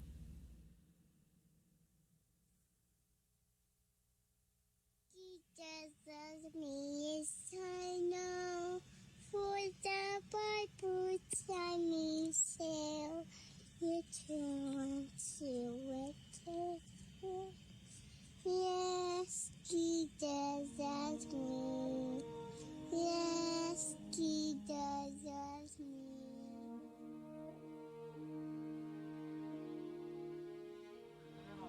Hi, Gigi. When is your bedtime? Hi, honey. I'll see you in the morning, honey, okay? I'll see you when you wake up, all right? I love you. Before he was a leader to millions, he was mine and theirs.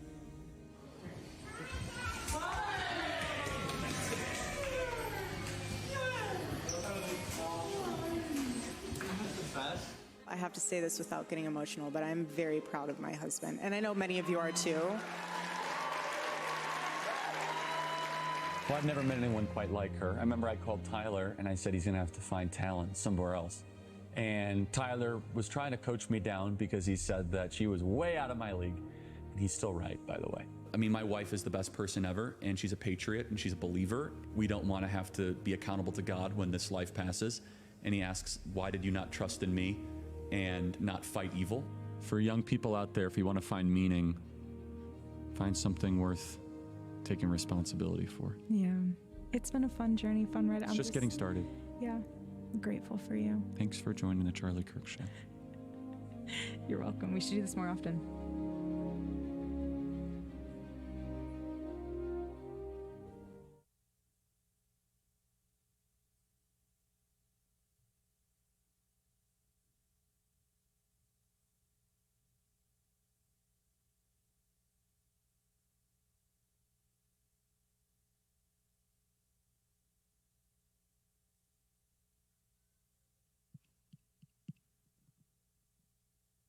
As we're finding our seats, getting back in here, I want to welcome up to the stage, before the speaker program really kind of begins, to recognize the company that made this whole event possible, the title sponsor of this evening's event, and that is McElroy Supreme Buildings, a family-owned operation right here in the Houston area, from custom metal buildings to barn dominiums, carports, concrete, site prep. Built to last, as we know, is the American dream from start to finish across Texas, and by the way, into 6 surrounding states.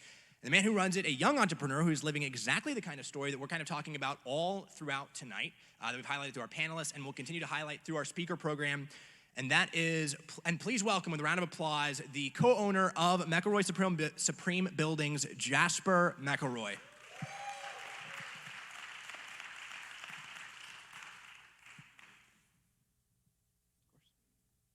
Thank you all. Thank you for the introduction. Could we give our hand to everyone that organized this event today? Thank you for having us here.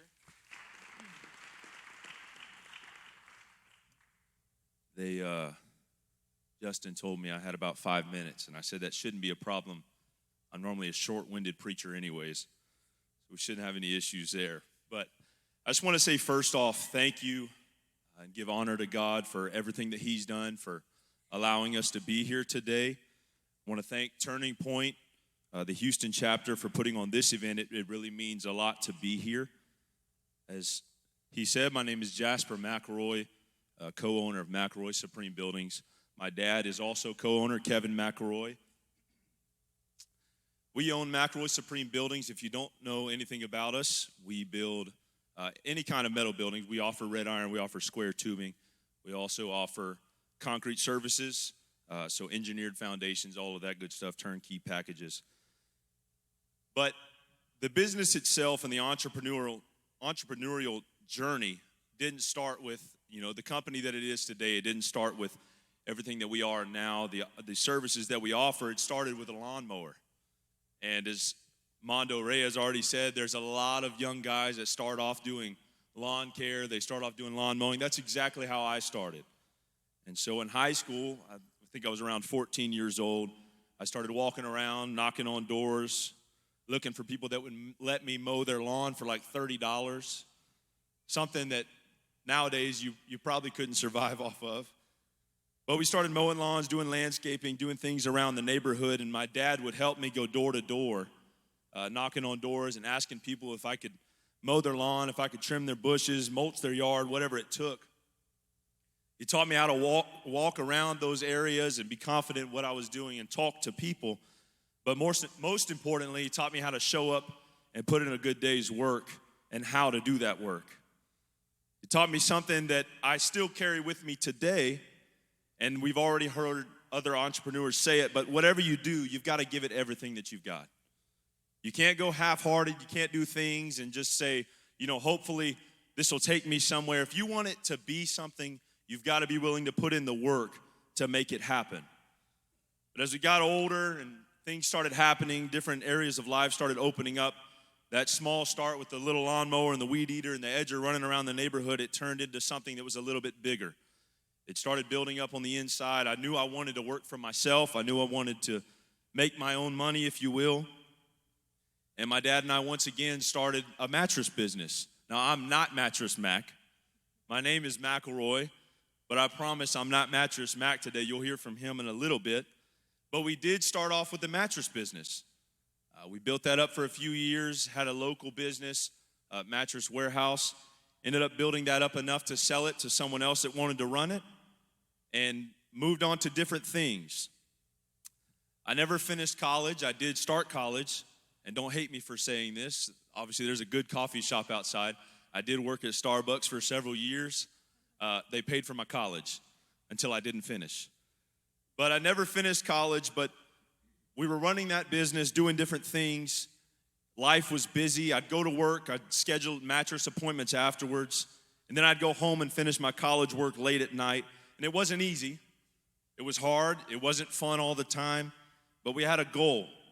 And I told myself, God willing, that I really wanted to be fully self-employed by the age of 25. That goal pushed me to do everything that I could, no matter how tired I was at times, coming home from working, though it be a coffee shop, working in a coffee shop, maybe opening the store at 4:30 in the morning, working till about 12, coming home, meeting appointments, selling mattresses from probably 12:30 to about 5:30 or 6 o'clock, coming home then, getting on my laptop, doing all my schooling. At that time, I was doing Arizona State online, and luckily, they were 2 hours behind us, which was bad because I could then procrastinate for another 2 hours. So I ended up doing my schoolwork until about 2 a.m. But we pushed through, we got all of those things, and from there I got into roofing and construction. Obviously, we've heard from the best of experts up here on the roofing industry. But I did roofing and construction sales while we were still running that small mattress business. Things began to happen, things began to grow, and things really started taking off in the roofing and the mattress business. So I focused primarily on that. I ended up stopping college altogether. I quit Starbucks, and I just went into running the business on the side with my dad, and then doing roofing and construction full time. The opportunity opened up to step into the metal building sector, obviously with a construction background. There was a little bit of knowledge there that helped me get into that. But we stepped into metal buildings and started our own business doing that. At one point, we were juggling all of it. It was a little crazy. We were doing mattresses on the side. I was doing roofing and construction, and then also doing metal buildings, because we only did metal buildings at the time, and just trying to figure everything out as we went. But during that time, a local minister friend who's actually here today, Mike Angel, I did not know he was going to be here whenever I put this in here. But he had a quote that he gave us, and it's something that he sticks by. I see him do it every day. Saw him do it for years when he was working before he retired. But essentially he said, do everything that you do, including working your job, as unto God, and you will be successful. Every day that you get up, every customer that you deal with, every person that you talk to, that's a soul that you need to be a witness to. Whether it's in your work ethic, whether it's in the words that you say. But those things are constantly in the back of my mind since I heard that this is not just my job. I'm just a steward that's able to hold these things, that's able to do the work for the Lord, but this is God's business at the end of the day. And through changing that, it changed my perspective. I took it to heart. I put it in my heart. And every single day I make it my mission to get up, to do things unto God because it's His at the end of the day. But eventually we made a decision. I actually had a sit down with the owner at the roofing company. He said, look, I understand the building business is starting to take off. You're not as focused on roofing. You're not as involved with everything we've got going on. And I think you should take a hard look and see exactly what you want to do.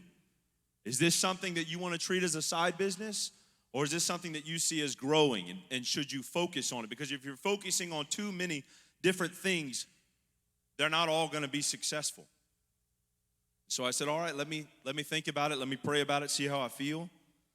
And a couple of weeks later, we made a decision to walk away from that job full time and take on doing metal buildings and concrete. We went all in it. In 2022, I became fully self-employed. So by God's grace, we didn't just hit our goal by 25, but I was 21 at the time, just 2 to 3 months before my wife and I, who's here today, got married. So you do the math. I mean, I'm 21, we're fixing to get married, 2-3 months from having our wedding. I just quit my job. Nobody would ever tell you to do that, I'm sure. But I quit my full-time job because of things that were going on, and I had faith that something was going to take off. And it was. Though it may have been stressful at times, God gave us the grace to make it through, and He made a way as He always does. And that's why we give Him all of the glory today. I like to say any good that's come from what we do, any good that's come from what I do, quote unquote, it's because of God. Anything bad, that's on me. You can blame me today. We've always had a desire to do our own thing, to build something, to make our own money, as I said in the beginning. But I wouldn't be standing here today without the foundation that my parents gave me, number one. Especially my dad, who helped me, who helped build this company to where it is today, who built this alongside me from day one. And I definitely wouldn't be here without my wife. I give her honor today. She supports me. She challenges me every day. She pushes me to be a better man every single day. And if you need a reason to get up and work in the morning, get married. Because it'll push you to get up and be the best that you can be. But if you take anything from our story, I understand today I'm probably the least that deserves to be up here. But if you take anything from our story, it's this, that don't be afraid to work harder than you think you should. If you're thinking about starting a business, or you've got a business that's growing, and maybe you can't see the light at the end of the tunnel and it seems like things are just going crazy, don't be afraid to work a little bit harder than you think you should and go a little bit further than you feel like you should. There are seasons when you're building something where it's gonna feel like it's too much. It's gonna feel like, man, I just can't keep my hands around this. I can't do this any longer. But as we've already heard said today, if you'll just push a little bit further, God will bless you. God will open up that door. Most of the time, there's an opportunity just around the edge that if you'll just keep on going, if you'll keep on pushing, God will open up the door and your business will begin to grow. There were times I didn't know where the next paycheck was coming from, as I'm sure most of the entrepreneurs here today could probably say. And I hate to sound like I may be beating a dead horse, but if you know us personally, God is the center of our lives. We just held on to the promise that God does not leave His people hanging. His word says, never have I seen the righteous forsaken, nor his seed begging bread. And we knew that. We knew that if we kept pushing, we were willing to be uncomfortable at times, God would take care of us. We took risks. We took problems as they came, but we believed and we worked hard. And really the thing, and I'm fixing to close, I understand I've probably gone a little bit longer than I should today. But the thing that turned things around, there was a time in the last year or two, probably about 2 years ago, around the winter time when most businesses are slow and there's things going on, especially in construction. Business is slow. But it was like a switch flipped in my mind, and we started to look at offering a turnkey solution. Before, we had been selling metal buildings, and we were selling, you see the carports, you see metal buildings, you see them going up, and you think, oh, that's just, another dealer down the road. That's just somebody that is selling those buildings off the side of the road. But what we started to realize is there was nobody that was offering a turnkey solution that could offer your concrete, that could offer your dirt work, that could stub in your plumbing, that could do electrical, whatever it may be. There was hardly anybody that was offering that service, and if they did, it was a very botched service, and it was clearly being subbed out to the lowest bidder. So what we realized that while there were tons of these metal building dealers, there was nobody that was willing to put in the extra work and to put all of this into a turnkey solution. We began offering the concrete services. We started offering a turnkey a job. Well, hey, we'll do the engineered slab for you. We'll do the dirt work for you. We'll put the building on there. And almost instantaneously, within the last year, business pretty much doubled. I won't say overnight. It's taken some work, but business pretty much doubled. And what it was is we found that niche, like they were talking about earlier, that niche that only you can do. Or maybe there's not somebody that's willing to do that. If you're here today and you're thinking, I don't see anybody else doing this business. I don't see anybody else working this way. I don't know if it's worth it. Just take the risk. Just take the risk. If there's nobody else doing it, that's less competition for you. Just put everything you have into that venture and give it all that you have, and God will bless you. If we had never been willing to take the risk, if we'd never been willing to do more, we never could have built it to where it is today. And today, we're a $2.5 to $3 million a year company. We handle the engineered slabs. We handle the driveways, tubular buildings, red iron buildings, commercial and residential. It doesn't matter what it is. We're willing to do it as long as it's what fits what we're working with. Don't take on too many things at once. Don't stretch yourself too thin, I believe as somebody said. Don't reach in every little avenue that you see, but find your niche and do it with all of your heart. You'll never find what you're supposed to be doing staying comfortable. Growth doesn't happen in comfort. So if you're here today with a vision, you've got an idea, you've got something that you're willing to do, go all in. Do it with everything that you have. Work when it's inconvenient. Stay disciplined when it's hard. Work late if you have to. But trust God through the uncertainty, because I promise you today, it's worth it in the end. Thank you once again to everyone that's here. I give honor to all of you that came. I give honor to those that organized it today. I'm looking forward to hearing these men that have built businesses bigger than I definitely have. But I'm so thankful for all of them. Thank you for everything that you've done. I'm looking forward to it.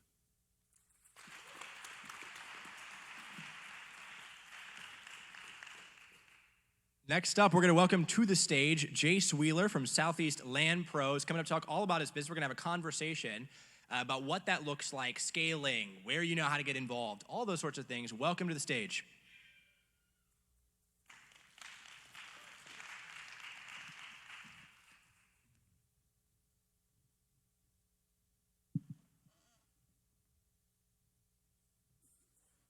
These chairs looked bigger before I sat in one. Jace, first of all, nice to meet you. I have a couple questions. First of all, you look like a pretty young fella. What kind of drove you at this age to say, hey, I want to get involved, and where did you kind of see land work kind of coming into that? So, like Armando said, at a pretty ripe young age, and like Jasper touched on, my drive to earn money and spend money, frankly, started very young. So I had to start somewhere, and I started mowing yards like every other young man does. And I quickly learned that, man, I could make a living at this, and it could be very lucrative as long as I put in the work, And, at 17, like Armando, we both went to high school together and often found ourselves talking about money, talking about life, talking about, things of the future, like, not like your average 17-year-old does. And honestly, a lot of that,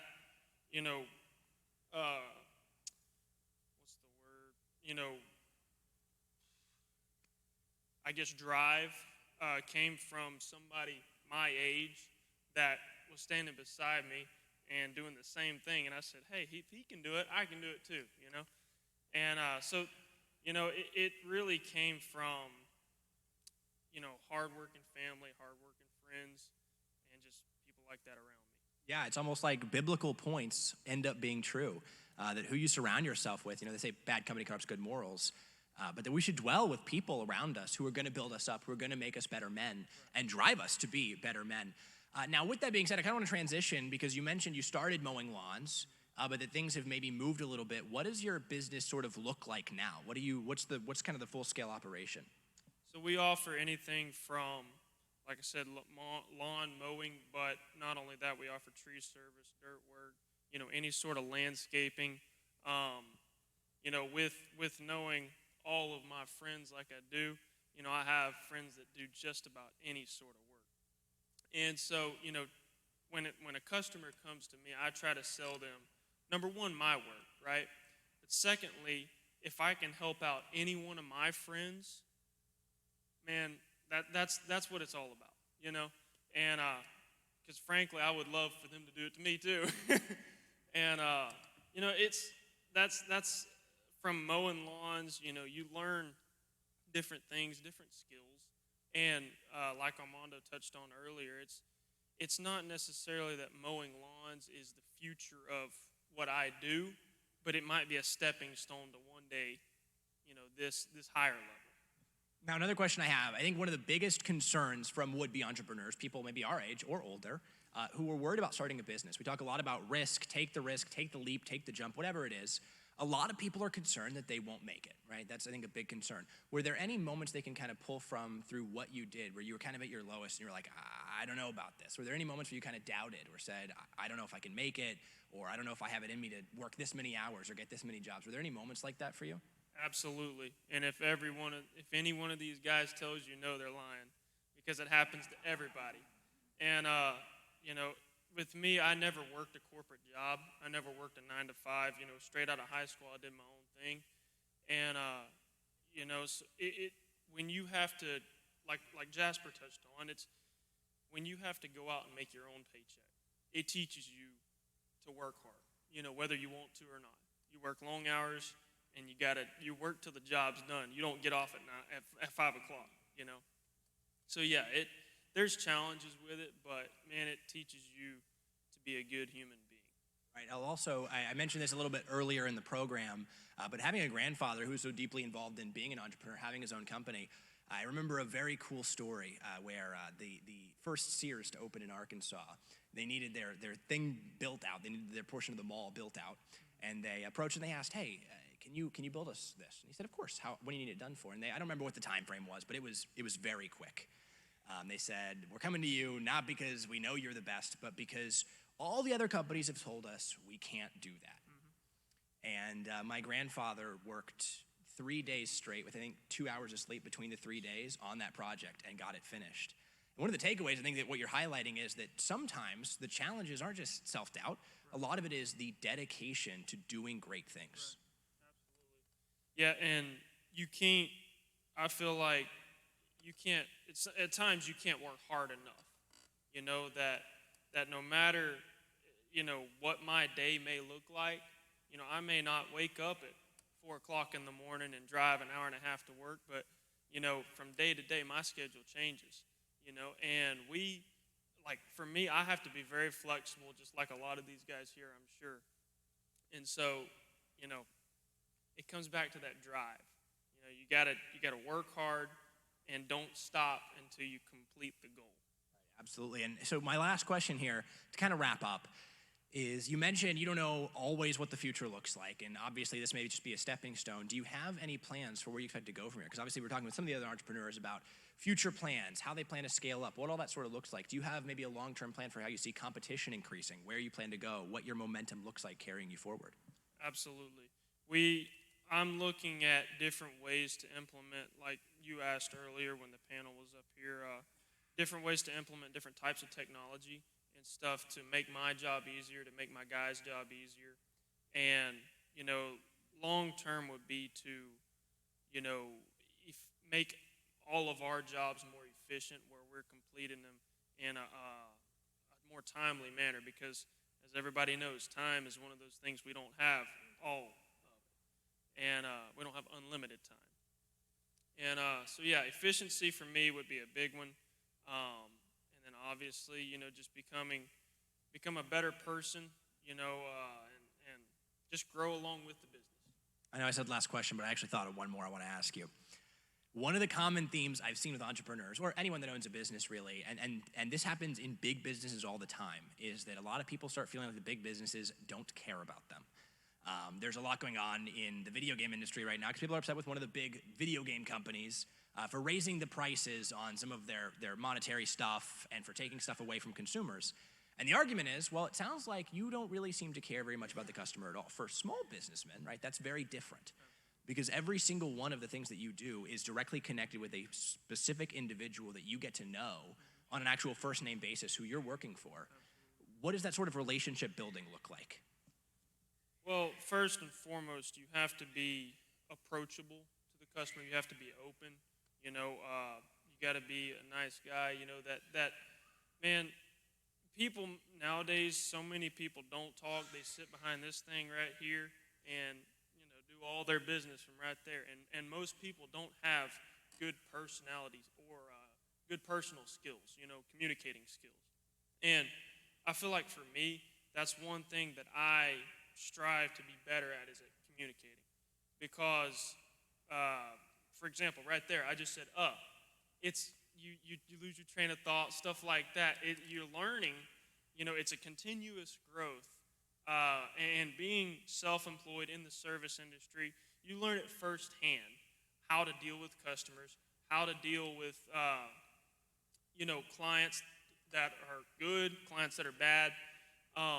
For example, you wouldn't believe it now, but back when I was a little kid, I was the shyest person you ever met.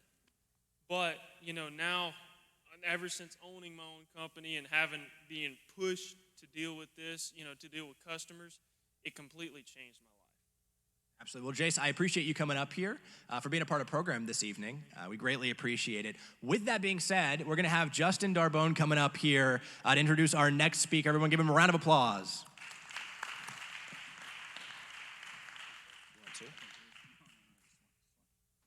Thank you, Michael. Thank you, Jace. It's an honor to have you up here and telling us about your little journey. This next speaker, I know him fairly well. I've known him for close to eight or 9 years. And whenever I told him I was getting involved with Turning Point, and knowing Charlie's journey and what his mission was and educating people and telling them their stories and all that, I immediately thought of Chris Helms. He has an amazing story, and I asked him, I'm like, hey, I don't know what I'm going to use you, but I'm going to have you, and I want you to tell your story, because it is the most amazing story. Chris Helms, would you please come up here, and everybody give him a warm welcome.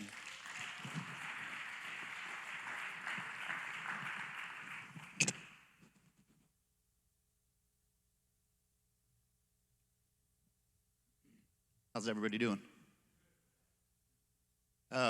I also wanted to thank, chair's kind of weird, the Turning Point Houston chapter.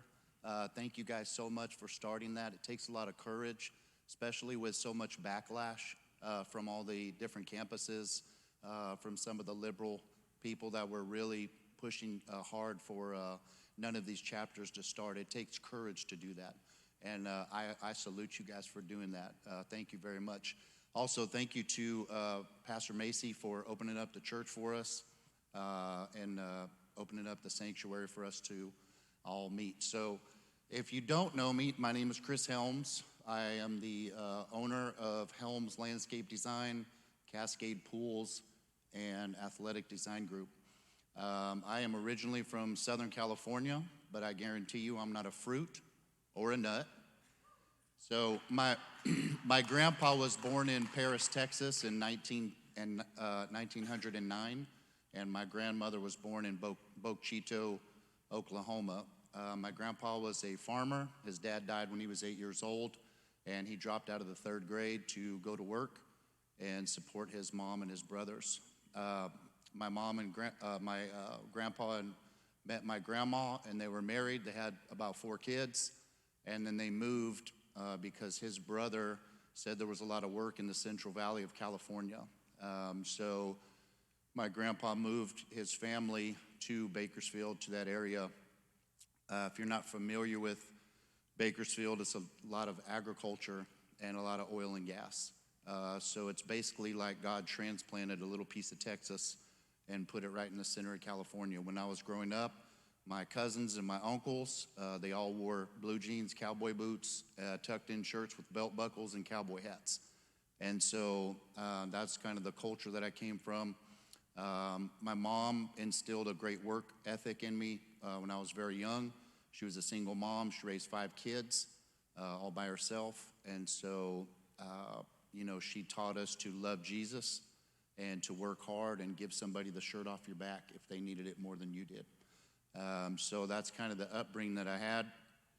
And so my grandpa moved there to California in 1947, and so that's where I'm originally from. And so at a young age, I grew up without a dad, and so I started to rebel at about 15, and I got into drugs and different things like that, and basically just kind of went off the rails. I became very rebellious and didn't want to go to school, didn't want to listen to my mom or anybody really in my life. So I ended up getting into a little bit of trouble and, you know, had some real struggles when I was young. And so my first job experience, I got a job when I was about 18 years old, working for Marriott as a cook's assistant and a janitor. And I worked for Marriott for a while, and then got a job at a grocery store as a custodian. And then I was working that job right there, as well as working at a pizza place. So I'd get up early in the morning, about 4:30, and I was the dough maker, like the pizza maker, so I'd go roll all the dough, get all the pizzas ready, and I'd get off of work from there, and I'd go to Stater Brothers, and I'd clean the store up and stuff like that before they opened. And so I did that for a long time. So there's a couple things that, well, one thing for sure that Jasper failed to mention, and that is the reason why he got out of landscaping is because he came to work for me for about 4 days and realized how hard the work was. And he went to start selling. Next thing I knew, he was telling me he can't work for me no more, and he's going to be selling roofs and mattresses and metal buildings and stuff. So he forgot to mention that. But I know him very well. He did a great job. And I, too, would also like to, you know, give my honor to God because in 2011, well, rewind a little bit, 2007, me and my girlfriend ended up getting married. She's back there. And we just were really having a hard time out there in California. So I have all my mom's side of the family is ended up being from Bakersfield because my grandpa moved out there. All my dad's side of the family is still from out here. So I called up my sister and I asked her, I said, hey, we're not doing very good. We need like a fresh start. We need to start over. And so she allowed us to come out here. We moved into this little 5th-wheel trailer. It was very small, just temporary, and to get on our feet. And so we just needed a place to start over. So we moved out here in 2011, and I went to work as a forklift operator on South Wayside in this really odd warehouse where we were just shipping and receiving these cans of vegetable oil, like cooking oil, and they just said USA on them. So I wasn't really sure where they went, but I worked there for a while. And then after that, I went to work in the gaming industry in Houston. And I just kind of fell into that job, and I was working on the gaming machines that are in all these little illegal game rooms. And I learned how to operate the machines, how to fix them when they broke, the dollar bill thing that you'd put your money into. I knew how to fix those, replace them. I knew how to program the games, and just FYI, you're always going to lose. But I did that for a while, and then me and my wife we were looking for a church, we were looking for God, we were just looking for something, and so we were looking for a place to go to church, and we were driving by this church one day, and it said revival. So we pulled in. It was nighttime. I was coming from my sister's house, and we pulled into this parking lot.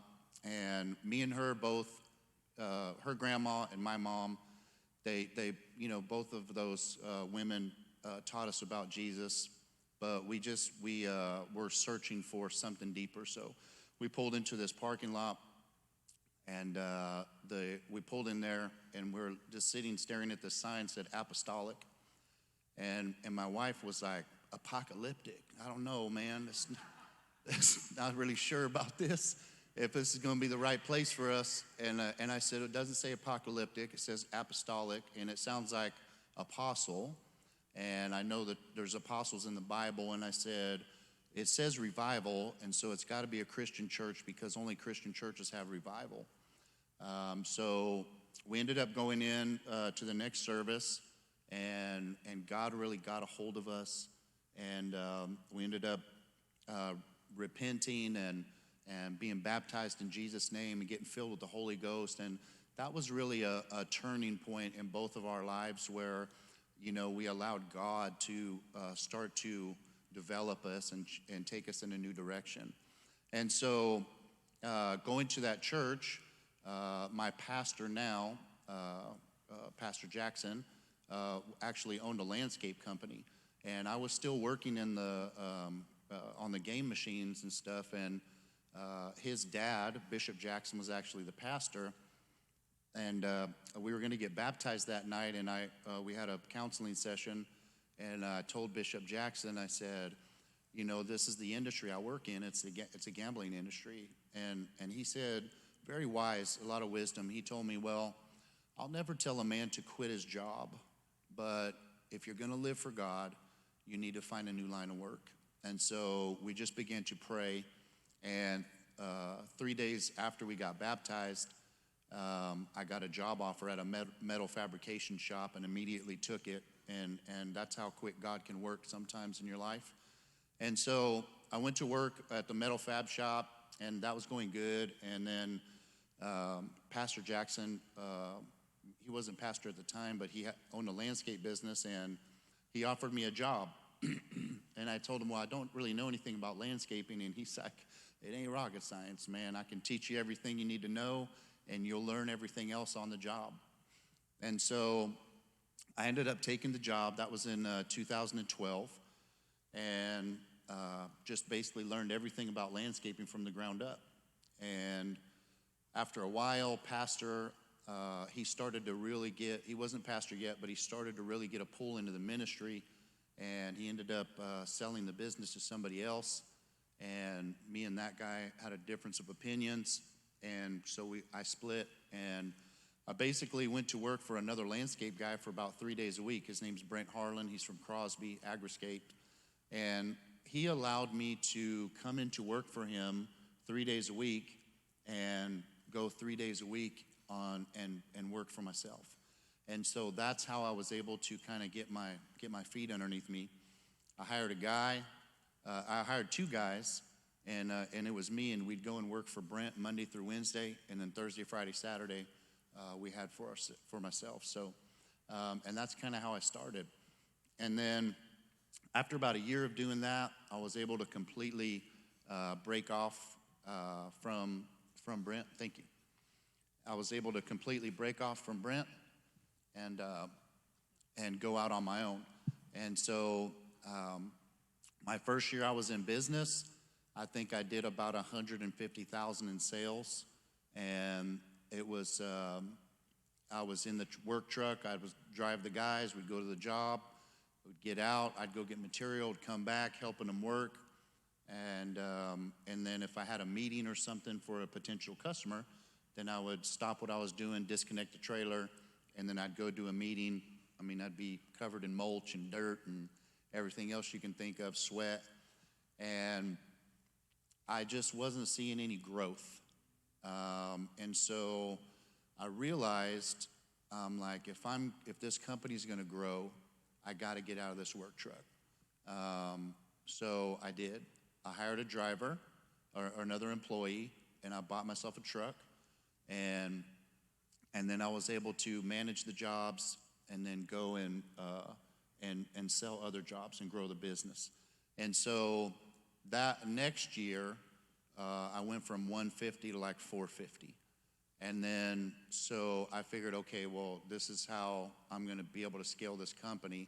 So what I did was I waited until I was backed up about 2 months with my one crew, and I was consistently backed up 2 months, and I started to realize what was happening was nobody wanted to wait 2 months for their landscape job. So I was losing a lot of customers because they'd tell me, hey, we like you, we want to hire you, but we don't want to wait 2 months to do our job, we want to do it now. So I realized, hey, I need to hire another 3 guys, buy another truck, get another trailer, and that's what I did. And then so that next year after that, the business doubled again.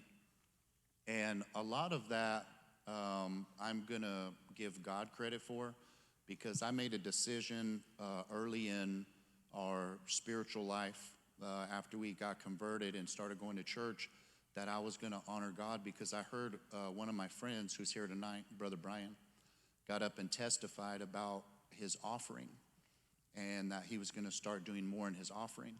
And I always would put like a couple bucks here. If I had a really big job, I'd put a 20 in. And then I heard his testimony, and I thought to myself, you know, it's all God's anyway. So I made a commitment to God to give 10% in my offering each Sunday, as well as my tithes. So, and that's hard to do, you know, because we were just starting out. You know, we had 2 kids, money was tight, but I just said, well, I'm going to trust God, and I'm going to do this thing for God, and I know God's going to honor it, and it's not about the money, it's just the principle. And, you know, if I'm helping to grow the church, and I know God's going to bless me, and our pastor always says, you can either be a sponge or a funnel, a sponge or a funnel. And so I chose, I want to be a funnel, God. And I just told God I want to be a really big funnel. And so I started to give 10% of my offering, and that's when my business really started to grow. And I started to implement those things. And so I learned trusting in God in your business is very key, right? I'm assuming everybody in here has faith in God, and we're all conservative and Christians. And so I really started doing that, and then I just started to see my company grow really big. And so I took that 2-truck system and just turned it into another truck, and just the company just kept growing and growing and growing. And so I've heard a lot of people up here that talked about giving back. Brother Mondo and some other people talked about giving back, and so I also like to give back. And we made a commitment to St. Jude. We like to give to St. Jude, and that's important, because if you're successful and you're making money, and you can give your money or just even your time to different organizations, it's really good, and it makes you feel good. And so I started giving to St. Jude and also to Camp Hope, and we give Christmas trees every year. We take about 15 or 17 Christmas trees up there to those guys, and they're super pumped. They're excited. You know, those war veterans they're really struggling. They got PTSD, and a lot of them are facing addiction and stuff like that. So we go up there and try to give them Christmas trees and do a little something special for them. So, and so in 2023, I was installing synthetic turf for a company that I heard advertised on the Michael Berry Show, Athletic Design Group. And so Athletic Design Group was doing an ad or something for putting greens.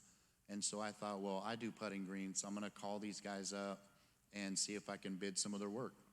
And so I called them up, we had a meeting, and bid a couple jobs for them, did a couple jobs for them, and they started using me for all of their synthetic turf work.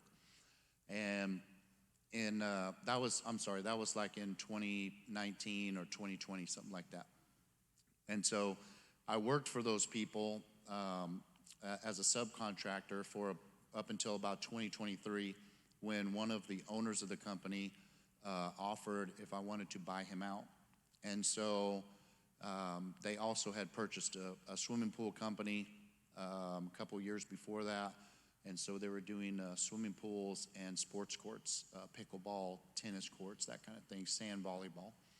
And so I got in with them. I went ahead and came to an agreement with Casey from ADG, and I bought out his percentage of that company. And that was in 2023. And so now I own Helms Landscape Design, I own Athletic Design Group, and I own Cascade Pools. And basically we'll build anything in your backyard. It's kind of like what Brother Jasper was saying. He realized, hey, we might as well do the concrete. We're doing the building. We might as well put the plumbing in because, we can control where it's going, how it's going in. We can control more of the job, and you end up with a better project at the end of the day. So I figured, well, I'm already in the backyard. I might as well build your pool. I might as well build your sports court. And so I purchased that company. And so now I own those three businesses. And we do about, I'd say combined with all three, we're probably doing about 6.5 to 7 million a year in sales. And so that's kind of my story of how I got started and kind of where we're at currently. If I had some advice to give to somebody that's gonna be starting their own business, I would say go for it. Like a lot of people said, find something you're passionate about, find something you're good about. You're an awesome orator. You're great at talking, and I can't wait to listen into one of your shows. So find something you're good at, and then start a business in that field. It's gonna be tough, right? It's tough. It's like a roller coaster that's on fire sometimes. So, being in business for yourself, it's tough, but it's very fulfilling. And if you can be in business for yourself and be successful, and there's nothing wrong with working for somebody. Let me get that straight right now. You can make good money, especially in sales. You can make some good money working for a company in sales. But if you have the opportunity to start your own company, I would encourage people to do it. Just be in the mindset of gratification later, and trying to put all the vacations to Destin and Costa Rica and the big jacked up truck, till a little bit later, and focus on your business like Brother Mondo and Brother Jasper and everybody here knows that own a business. When you reinvest in your business, get better equipment, pay your employees more, right? Better things can come later on. So if you can postpone the gratification stuff till later, you'll do yourself a big favor. And just work hard. Work hard, be honest, treat your customers good. Do those things. Always keep in mind, put God's kingdom first in everything you do, and God's always going to work it out. 2025 was a horrible year for me in business. I don't know if anybody knows the terminology yet, but you ever heard of a snapback? Anybody know what a snapback is? Okay, a snapback is when you reach a certain level in business, and there's this little phenomenon called a snapback. And if I could paint a picture of what a snapback looks like in the physical realm, would be they have a sport now where two men stand across from this little, almost looks like a little arm wrestling table, and they all got chalk on their hands, and one of them rears back, and the other one's just standing there, and he just slaps the mess out of them, and this big old chalk cloud flies off, and you could see the ripple go through the guy's face when he gets hit, and that's basically a snapback in business. And it's when you hit a certain level and don't know how to scale up to the next level, and so you hit a certain plateau and then you snap back. So I had a snapback, and I went from 3.5 million in sales to 2.5 million in sales one year, and it hurt, and I almost went out of business. And so just get a mentor. If you're going to start your own business, have a mentor or several that can coach you. Read the book, Mr. Darbone said, Myths. Read literature, pray about it. seek counsel and advice from business owners and stuff that have been in business a long time, and learn how to scale and how to grow. And I'm to the point, I'm almost 50. I've been in business for myself for about 10 years now. And I'm to the point where I don't know if I'm really interested in continuing to keep scaling up and growing and growing and growing into this big old thing. You know, I'm more of the mindset like, I'm gonna make sure my spiritual life's good. I'm gonna make sure my marriage is good. My family's taken care of. And if I can do all of that and make good money on the side and be able to go out of town to nice places and have nice things and stuff, all good. But I wanna make sure that my relationship with Jesus is the first and foremost thing that I'm gonna do. And then my family life. See, if you work all the time and you don't know how to shut that cell phone off and shut that laptop down, and then you just don't want your marriage to suffer or your relationship with your kids to suffer. Because if you spend all your time working, then you're going to turn around one day and your daughter's going to be 18, 16, or your son's going to be 21, or you have to make time for the things in your life that matter. God, your family, church, your organizations that you support, stuff like that all matters. And so just have a balance, right? So just have a balance in your life so that you don't get too far taken off into the work thing. And so that would be a couple pieces of advice that I would have for young entrepreneurs that would want to start their own business. So I don't know if anybody has any questions, or anybody have any questions about a certain part of my story.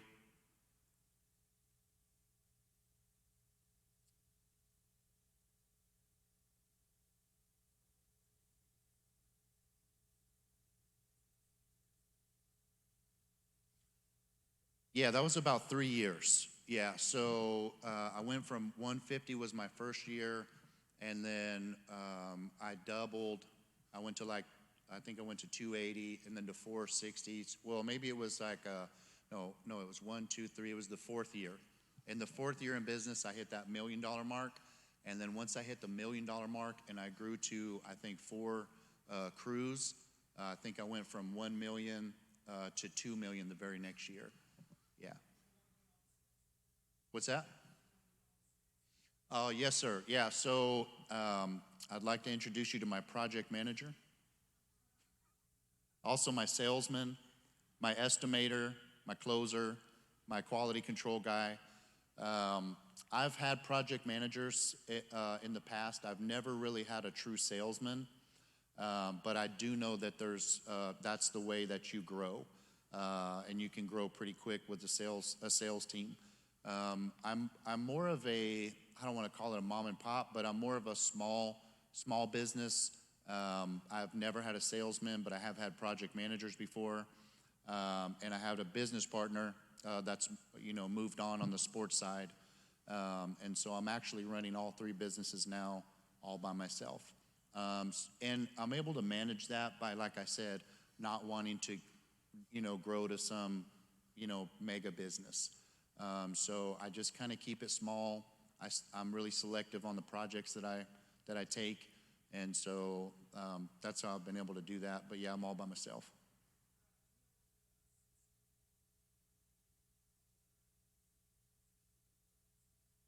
So I run them separately, but just 2. So the sports and the pool business run as one.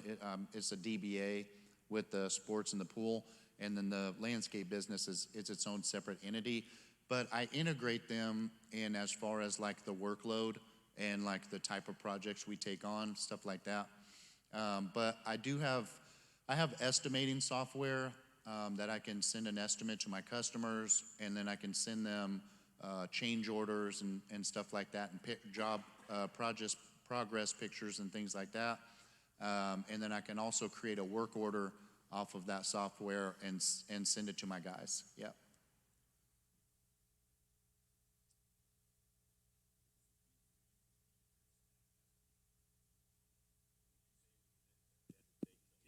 Can you repeat? When you had that snapback moment that you talked about, what would you say was the key, I guess, process or whatever you put in place to overcome that and go to the next level rather than snapping back again? Yeah, figuring out why you snapped back. Was there a certain cause? And for me, it was I hit this level of 3 to 5 million with about 8 to 10 employees. And so I just hit that little plateau, and I couldn't figure out how to get to the $5 to $10 million mark. So I just took a close look at my jobs, made sure that I was estimating correctly, make sure I was charging enough, which I wasn't, so I adjusted my pricing a little bit. And then through that same software I was telling you guys about, I was able to look at my closing ratio of my sales, of my estimates, and make adjustments in my pricing and stuff like that based on that. But it was a struggle for sure. On that note, you talk a lot about the revenue that you've made in the past couple of years or when you first started, but how much of that did actually go back into the business versus stuff that you actually... A lot. A lot of revenue went back into the business.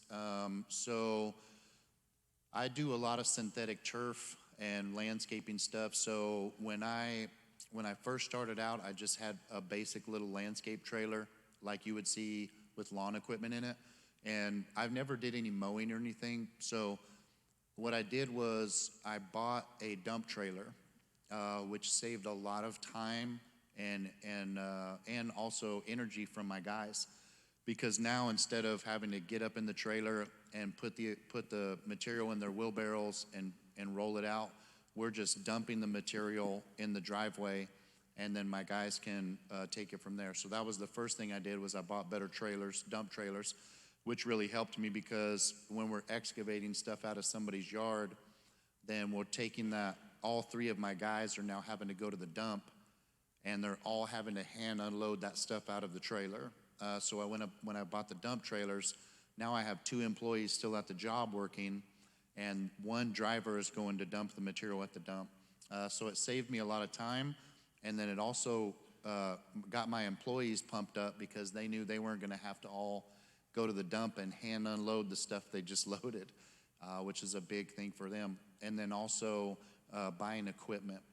So I bought a skid steer, which is basically just like a small Bobcat front end loader on tracks, and so we were able to utilize that. And then a few years ago, I bought a little stand-on Bobcat unit that also has an auger so my guys can dig with the machine instead of their shovels. And then it has a little fork attachment to be able to move material around a lot quicker. And so I really started to get a lot of more output out of those simple things that I was able to do by just putting some money back in the business. Yeah. Perfect. Thank you, Chris, for coming on with us.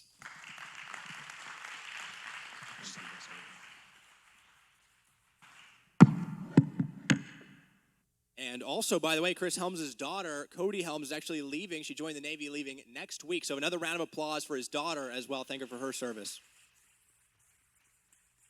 Now, I'm a big believer in culture and in heritage. I think those things actually do matter. I know I get a lot of flack for that in the conservative movement because we're always on this progress train and we don't talk about culture and heritage and beauty and architecture. I don't think we talk about it nearly enough. And the reality is, this is why I was so excited when we have the Gulf of America, because God thank Trump that we understand that there is something to American culture, American greatness, and American exceptionalism, and there's something important in preserving that culture and that heritage. And to talk to us a little bit more about that, we have Chris Conrad coming on from Republic Boot Company to talk all about preserving culture and heritage here in the great state of Texas.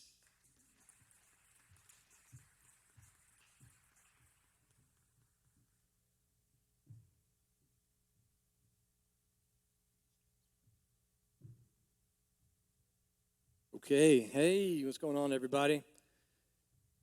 Entrepreneurs, you must love the pain and suffering, right? So you're hearing a lot about that here. And by the way, I'm pain and suffering with my allergies here, so you guys bear with me losing my voice with all this pollen everywhere. No, I'm just kidding. I mean, with the pain and suffering, there's a tremendous amount of great things that come about by being your own boss, right? It's the hardest thing. You got to have the weight of the world on your shoulders with a smile at all times. My journey is pretty unique, so I'm going to kind of wind through this. I'm going to touch on things where you guys ask me questions like you did, Chris, as well. Thank you, Justin. And because I've lived a pretty unique, crazy life, right? So, but throughout that is going to be a lot of conviction. Definitely with our Lord and Savior Jesus Christ has always been the foundation of my life. My father, very strong Christian.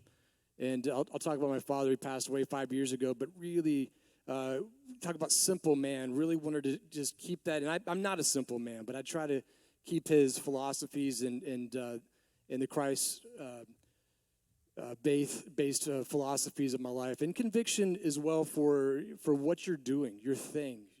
I'm talking about cowboy boots, but we're talking about landscaping, whatever. You've got to understand your business and be fully committed to that from a conviction standpoint. And really the fortitude of pushing through and attitude. So I'm going to kind of wind through a lot of these things as I'm talking here. Again, my name is Chris Conrad. I'm the owner of Republic Boot Company here in Houston, Texas. I'm a fifth-generation Texan.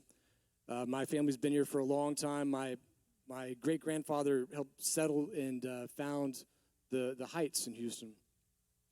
And I never thought that I'd be up here talking about cowboy boots, honestly. We don't come from cowboy boots. Of course, my family are proud Texans and had cowboy boots, but I didn't come from a family that built cowboy boots, right? So, but we were proud Texans. So really early days, I'm going to talk a lot about perspective as well, because my whole life has been a very unique set of different situations where I've had a lot of perspective. When I was 15 years old, I was selected to be a U.S. ambassador to Russia, and this was like 1993. And this is the collapse of the USSR. We didn't have internet, so nobody really knew what was going on back then.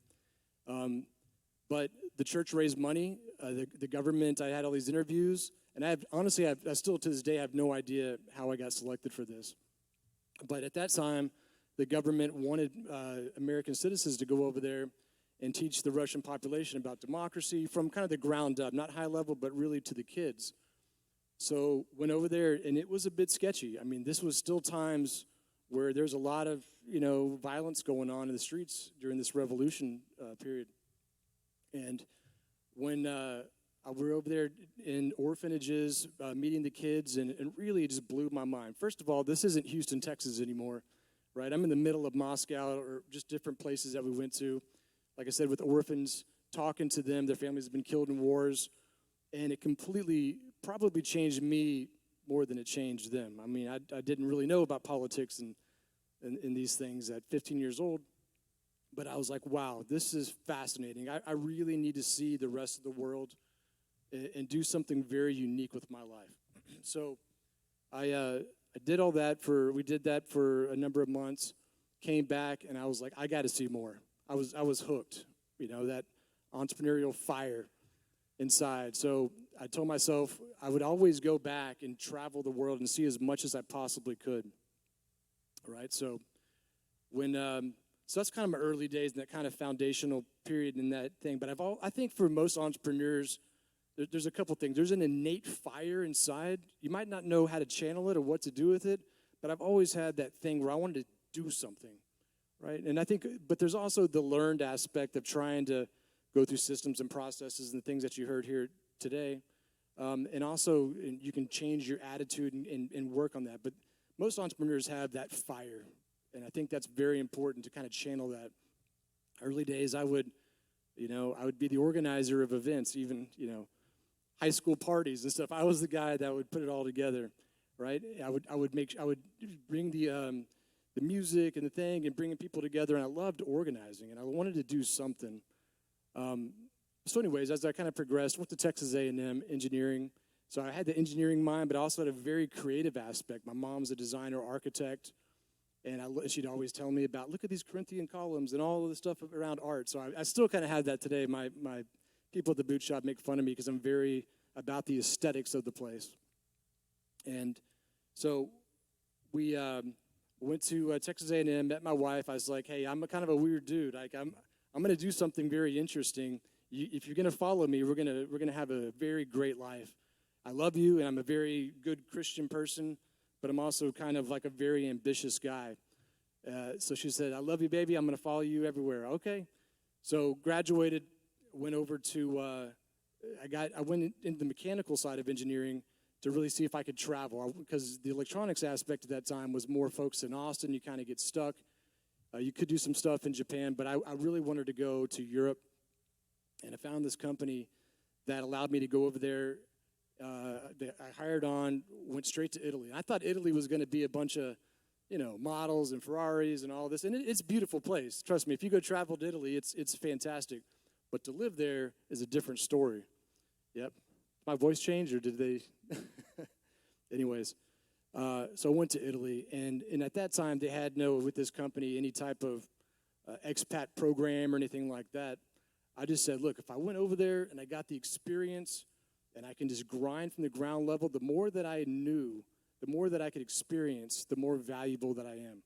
So I was all about the value of this thing. So even inside these companies, I was trying to create my own companies. Just, again, that entrepreneurial spirit doesn't leave you. And through that basis, my wife's over there is like, what are we doing? She's like washing my clothes in the bathtub, and there's no air conditioning. Growing up in Houston, used to having air conditioning every night and then not having it and trying to sleep on the floor. It's just terrible. But you grind through that. We learned to speak Italian, and I love history and culture. So I would just travel and see where Caesar was and all of these wonderful buildings. And Charlemagne was crowned king of Italy right here at this building, and it's 1,000-something years old, and it was awesome. So you overcome these obstacles. You kind of heard that earlier. When you're comfortable, and that's a very dangerous place to be, especially for an entrepreneur. You've got to do the things that make you uncomfortable, because when you do that, great things are going to happen. I didn't want to go to Italy, and I thought people spoke English. I didn't. In this small town that we were at, we had to learn to speak it. You overcome your fears. You learn new skills, trades. And I was one of the only Americans over there that inside of this company that could understand the Italian supply chain. I started building teams of engineers. And then I started traveling from that basis. I was going to Japan and Australia and China and Korea and all these places. I'm saying all that to talk about perspective. And I was a proud Texan, fifth generation, like I said. My father and my family love Texas history. But we have a great brand of Texas around the world. I think Michael was talking about that earlier, talking about, oh, you're Texan. Tell me more about Walker, Texas Ranger, whatever it is that they're watching. So I had to really understand every aspect of Texas history. So I had to become a historian. I probably read more Texas history books than anybody. And there's stuff in there that, people, I didn't know. I wasn't taught that in school. I was like, this is fascinating, the backstories and all of this. So I'd go to Japan and explain, because they're very interested, the Koreans, of course, the Italians. As I'm explaining this to them, teaching them, I'm learning more, of course, myself, but I'm also picking up their culture, the way the Italians are really embracing their wine or leather or whatever. The Japanese, they would kind of nerd out on soy sauce. I'm like, I thought soy sauce was just a commodity. No, it's very deep, and samurai sword, whatever it is. Each culture had their own thing. And so I'm kind of blending these things of taking a perspective of their culture along with these things I'm learning about Texas. And so as my travels kind of like, I wasn't living abroad, but I was still traveling heavily. At this time, I had built up so much knowledge in the base that I had, that Chevron came and said, you need to be our guy, you need to be our subject matter expert inside of Chevron. I was like, wow, Chevron, this is a huge, huge company. I was like, wow, this is great. So, but when I came back to Houston as kind of my basis for a while, I was like, man, we need to do something like these other countries kind of see Texas as being. I wanted to create something that was a cultural revolution in the experience and high-quality products. Because when my friends were coming over from Italy or all over the world, they're like, where do I go see the Texas stuff? I don't know, go to the Galleria, buy some Chinese crap or whatever. And I was like, man, we can do better. I knew enough people in this industry where we could start making things. And it's not just the product, like, as I said, it's also the experience. So I said, baby, we've been doing this. I'm just gonna jump in, as everybody's kind of talking about. Sometimes you just got to do it. So I liquidated my 401k at that time. I was like, I'm going to bet on myself. I'm not going to bet on stock market for my future. I'm young and I've got some fire in me. I'm just going to do it. As I think we heard, the younger you do it, the better. Because at that time, I'm still juggling. And yeah, it's a risk, but I'm not fully going in.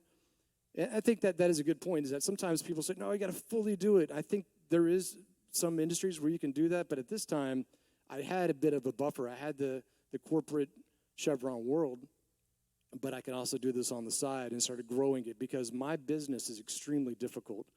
I'm dealing with, artisans, and we're making stuff and hides and supply chains and bags and all of these things. So I jumped in. I liquidated the thing. We had a small shop in Katy, Texas, and I brought my vision to it, which was the experience of live music. You can have a couple beers there. This wasn't a bar or a restaurant. It was something different, some type of communal place.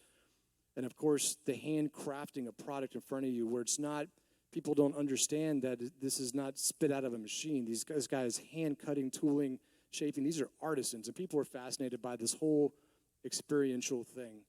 I was like, this is the formula. We just need to kind of work it, because I can't just start making custom cowboy boots overnight.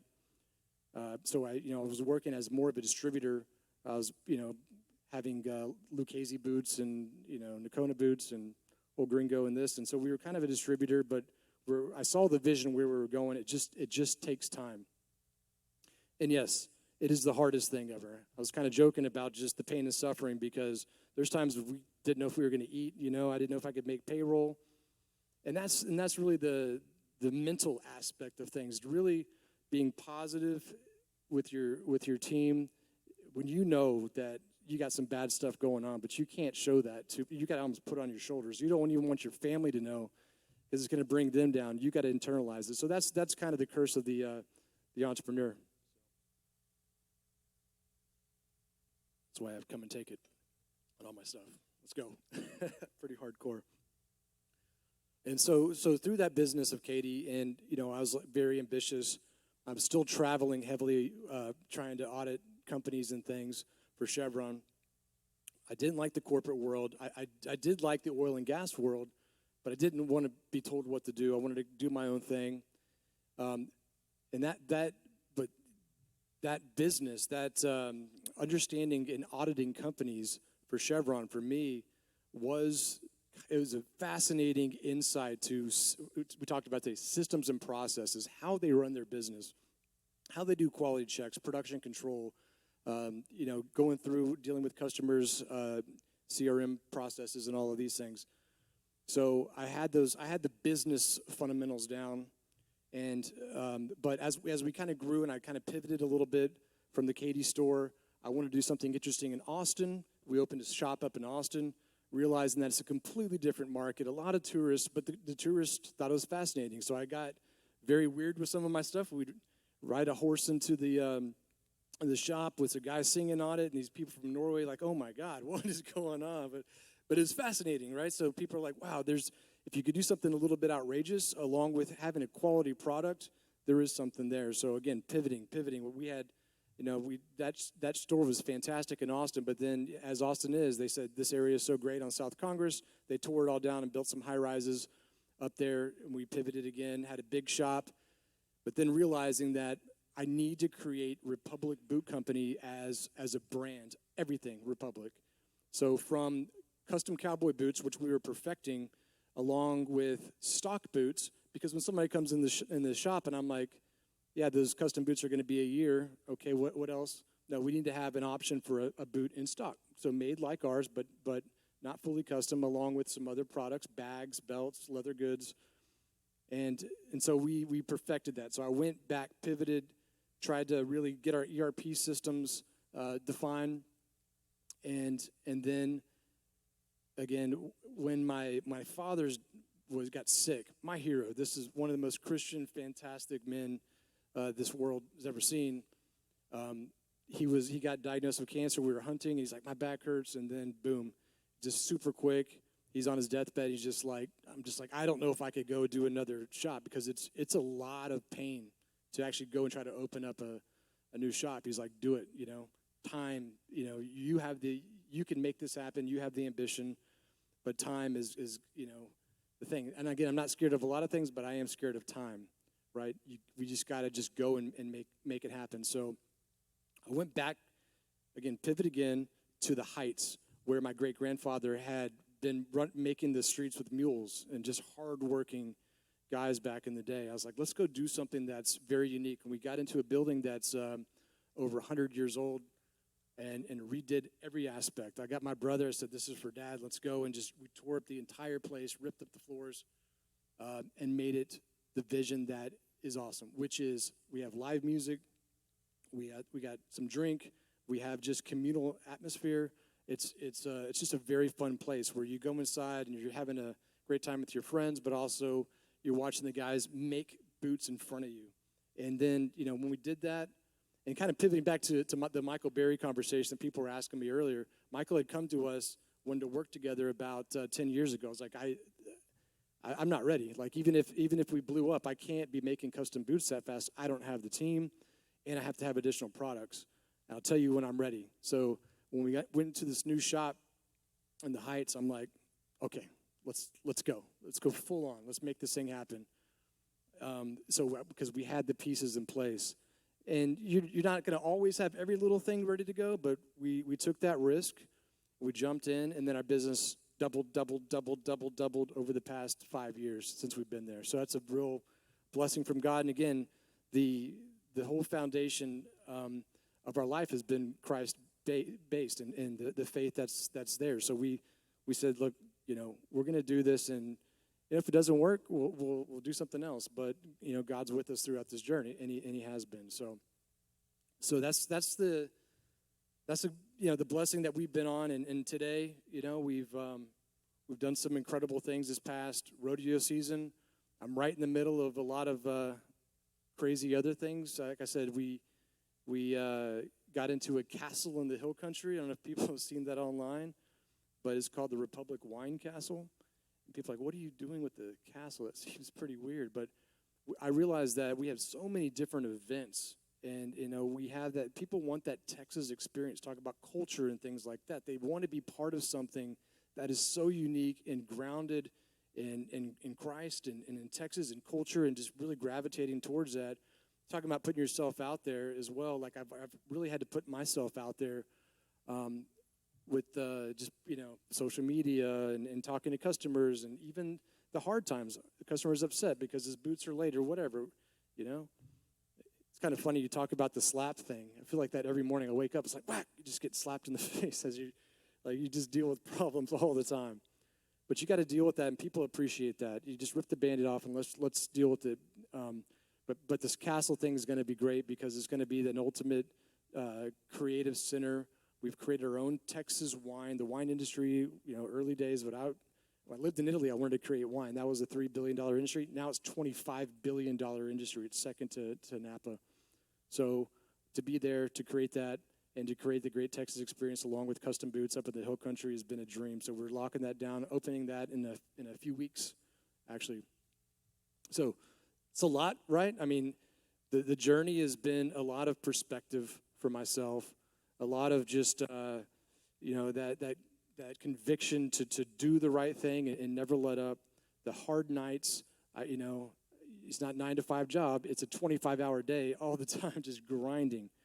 But I love it. We all talk about the hard times, and it is extremely difficult, but it's extremely rewarding as well. So I couldn't imagine. I kind of knock the corporate world sometimes, but I just don't like to waste time sitting in an office, sitting in a meeting that in something that's just completely worthless. If you got that fire in your soul like I do, you want to do something. You want to create. You want to build your business. So yeah, I'm rambling on, but that's kind of my story. I'm sure there's pieces of that I didn't touch on all the way, but yeah, we can open this up for questions. Chris.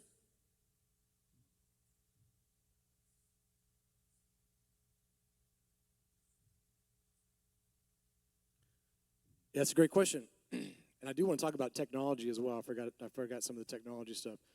We're less than a year right now. So we want to stay in that sweet spot. So in the custom boot industry, the world, that's about a year and a half. I mean, we talked about Lee Miller at 3 years wait. There's not a whole lot of people doing custom boots because it's hard. You have to have the right artwork on there. You have to have the right skin, the right fit. There's so many things that go right. We have no laces on it, so it's got to pop in there just right. If you have you got bunions and calf and whatever, it takes time. So to find artisans, how do you find an artisan, right? You can't just go on the internet and try to find bootmaker.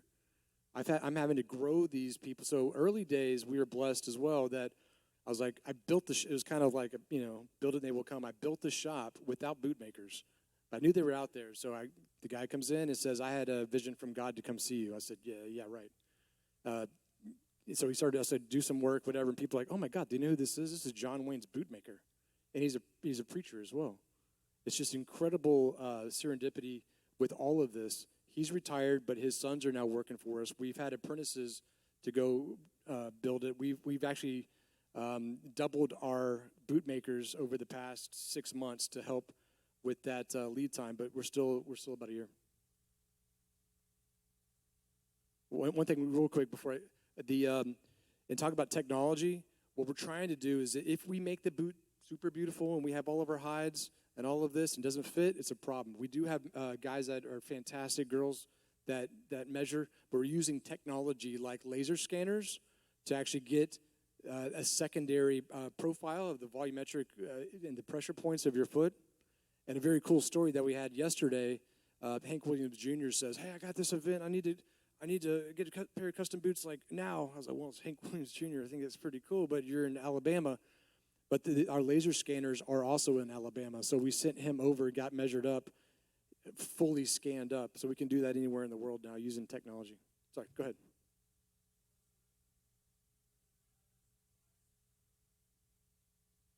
Average price per boot. So we have two different boots. We have a stock boot. Those stock boots start at $500. They go up to $800 on a boot that's in stock. And our custom boots, we have three different levels. They're $2,200 for a calf. They're about $3,000 for exotic, and then we have some, $3,500, $4,000 for. We have hippopotamus and elephant and giraffes and everything, snapping turtles and some crazy stuff. We actually have a new thing that we just launched last year, which is go shoot your own boots. So we take you on the trip in Anahuac on airboats, and you can go shoot your alligators. And so we tan the hides, we make the boots. It's pretty cool. Got Tony Busby and the guys on that. And the other part about that is that I'm very big. I talked about Chevron and supply chain. So I'm very big on supply chain. We have to control every aspect. So we're very vertically integrated. And so we own our own crocodile farm. We own our own tannery because that tannery, so we have crocodile farms in Mexico and our tanneries in Mexico because you need to have supply. You need to have supply that's quality checked. You need to have supply that's the best price as well. And so when we do those gator hunts, the only other major tannery is American Tannery in Georgia. They're about a year and a half wait to tan the hides. I can't do that. So we're doing these hunts, and then I'm taking those hides and I'm tanning them down at our facility and bringing it back up. Those kinds of things are very important to get us above the competition. We have my suggestion to any other entrepreneur is find something unique in a business. It can't be commodity, but you got to find a way that you differentiate yourself.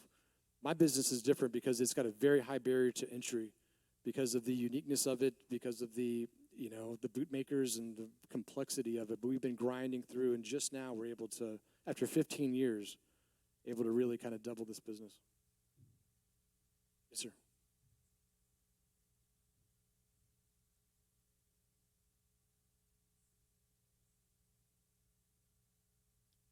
No. Mushroom leather? No.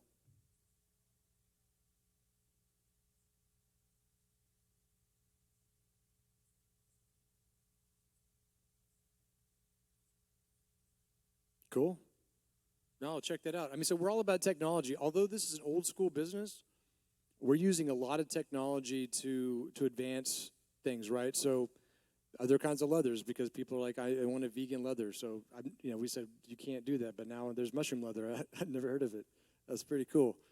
The other thing that we're trying to do is when we actually make so you come in, we fit you, we do all the measurements and stuff. We do the laser scan as well, and we build a mold. We keep those details forever. But it takes a long time to take a mold and then replicate it into your foot. And then, of course, we do the stitching and all of that. So I'm looking at every stage of things. And so our boot makers do different things. One makes the last. One does the stitching and the artwork inlaid top. The other does the final lasting process. And the other does the cleanup, the finalization of the thing. So we're looking at each step of this. And, I'm big on, even with Chevron, I was looking at 3D printing metals and technology like that. We're sending powder to space, and you can hit it with a laser, and you can create anything. But you can also create a last. So as I got the volumetric molds for Hank Williams Jr., whatever, I can 3D print the mold of his foot and build the boot around the mold. So that's we're doing this now. This is great technology. We're looking at lasers. We're looking at, we talked about AI technology. How do you have AI technology with cowboy boots? Well, I've got to get that fit right. So the patterns of the top from your calf all the way down, there's different ways to taper it in. And we take a lot of measurements, but if you use AI and you can run thousands of calculations, you can find the best fit for that person. So it's cool stuff like that we're working on. Yep.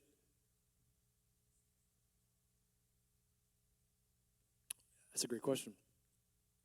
And I don't, like Chris, I don't want to get too big because you lose your core competency of the experience aspect and the cool factor. We have a great brand, and we try to really hone in and take care of our customers. You can't be too massive. But definitely with this wine castle thing, I mean, if you're on 290 and you're in Johnson City going to Fredericksburg, you'll see this giant castle on the hill. And just to hone in on those things and I want to do weddings there. I'd like to do church services out there because you have the castle, you have a hotel aspect. My house is going to be out there. You can ride horses around. You can, again, weddings and the Christmas markets down below. So just really kind of honing in on this and just keeping the brand nice and tight and cool at the same time and not getting above your skis. Possibly we can scale the stock boot lines and grow. So maybe double in the business, over the next couple of years. I know we just doubled the business the past 5, but there is that we call it whip back or whatever it's called. Yeah, you just can't. It's cash flow, right? It's very important. Anything else? Good. Thank you, guys, and thank you, Turning Point USA. I appreciate it. And I'll be getting with you because I could certainly take a hunt to get my boots. I think that's something I'm now. I didn't know I was interested in before you talked about it. Now I'm interested in it. With that being said, we have a very exciting speaker coming up. Before we close out the program, I kind of want to talk a little bit about this for just a moment. What does it take, and we've heard this a couple times, to bet everything on your business, go all in? And I mean bet, that's the key word here. Because we have somebody coming up who does that every single day. To bet everything, not just once, but over and over again and again, and to succeed at doing it. And then to turn right back around and give everything to the city that made you. Our next speaker has done that over and over. He is one of the most iconic businessmen here in the state of Texas, a Houston institution, and a man who puts his money where his mouth is sometimes and often, literally. Ladies and gentlemen, let's welcome to the stage Jim Mackingale, Houston's very own Mattress Mac.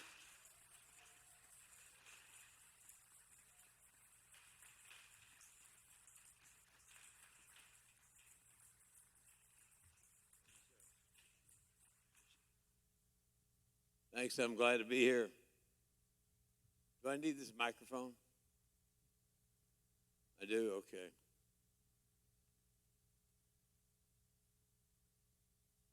I've done about 44 years times 200, about 9,000 speeches in my career.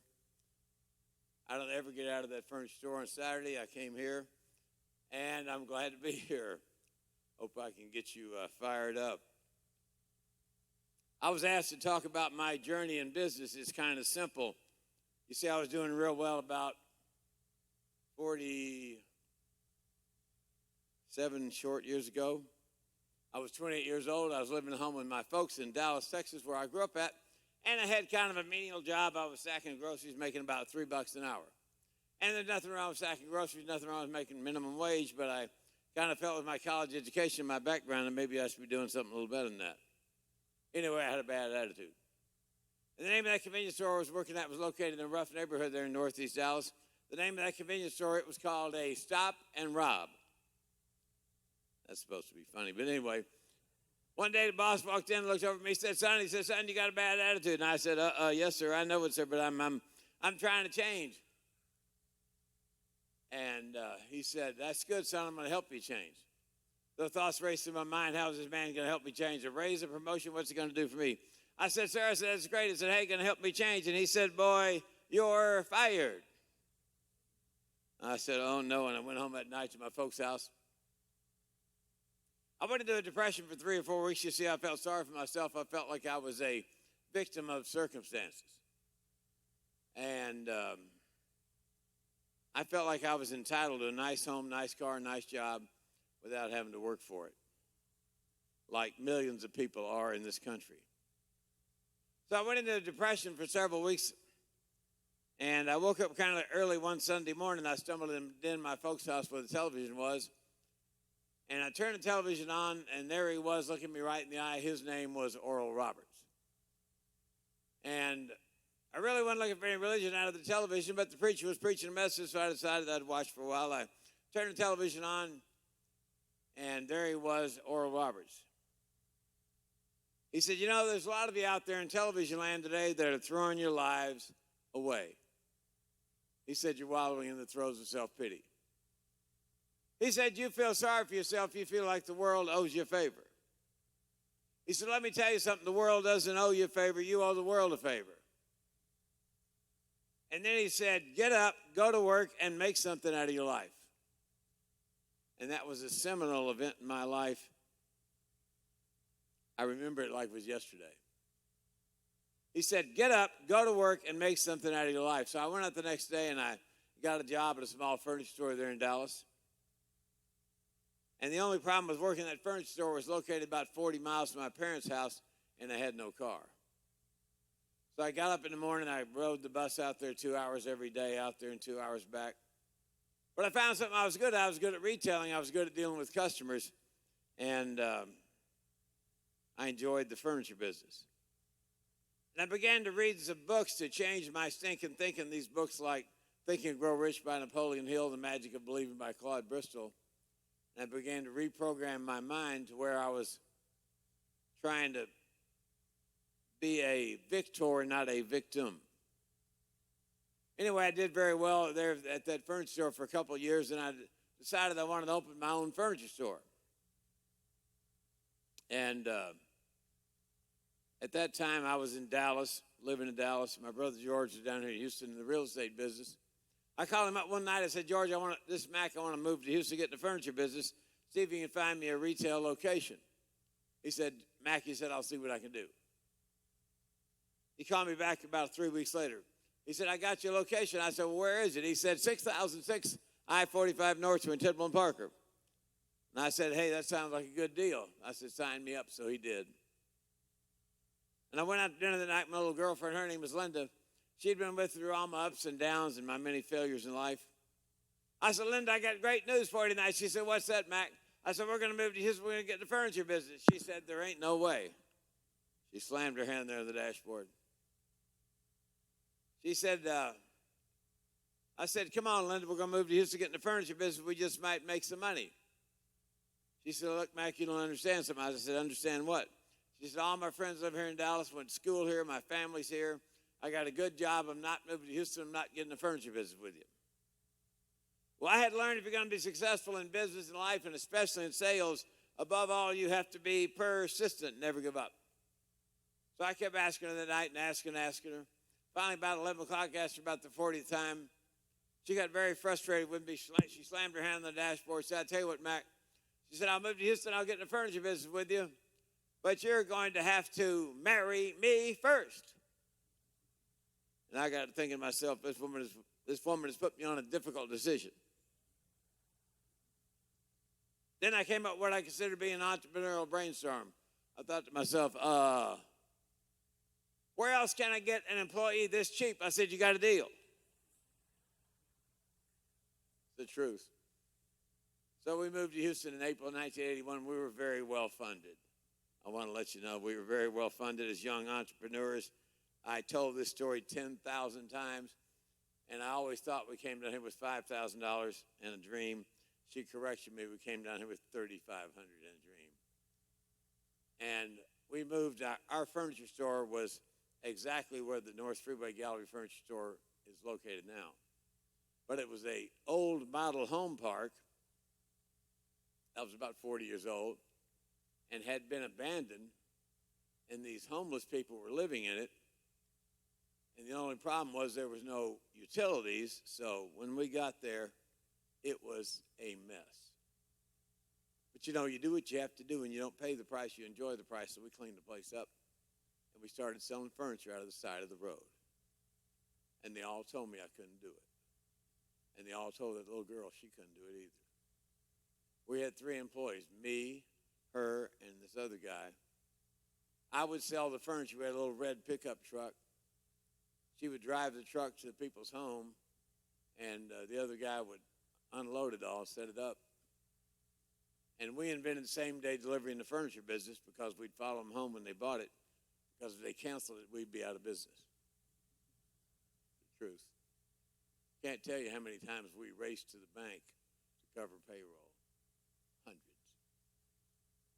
Not unusual at all for us to sell out of furniture. Since we didn't have any money, we'd sell all the furniture on Saturday.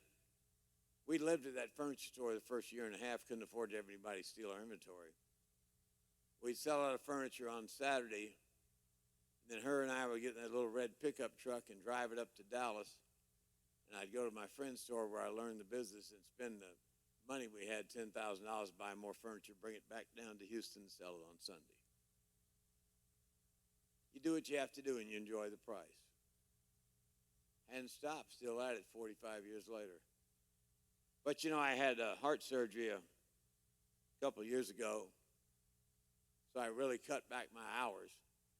I just work half-time now, 8 in the morning till 8 at night, 7 days a week. That's half-time. I live to work, I work to live.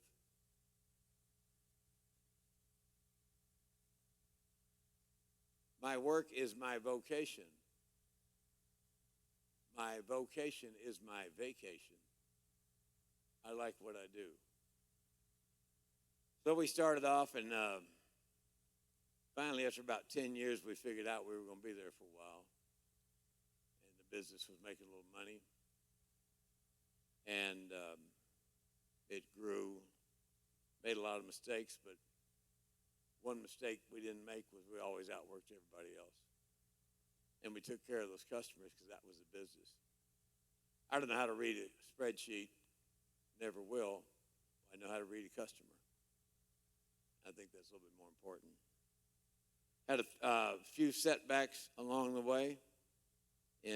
On May 23rd, I think, 2011, our whole warehouse burnt down at 6 o'clock at night.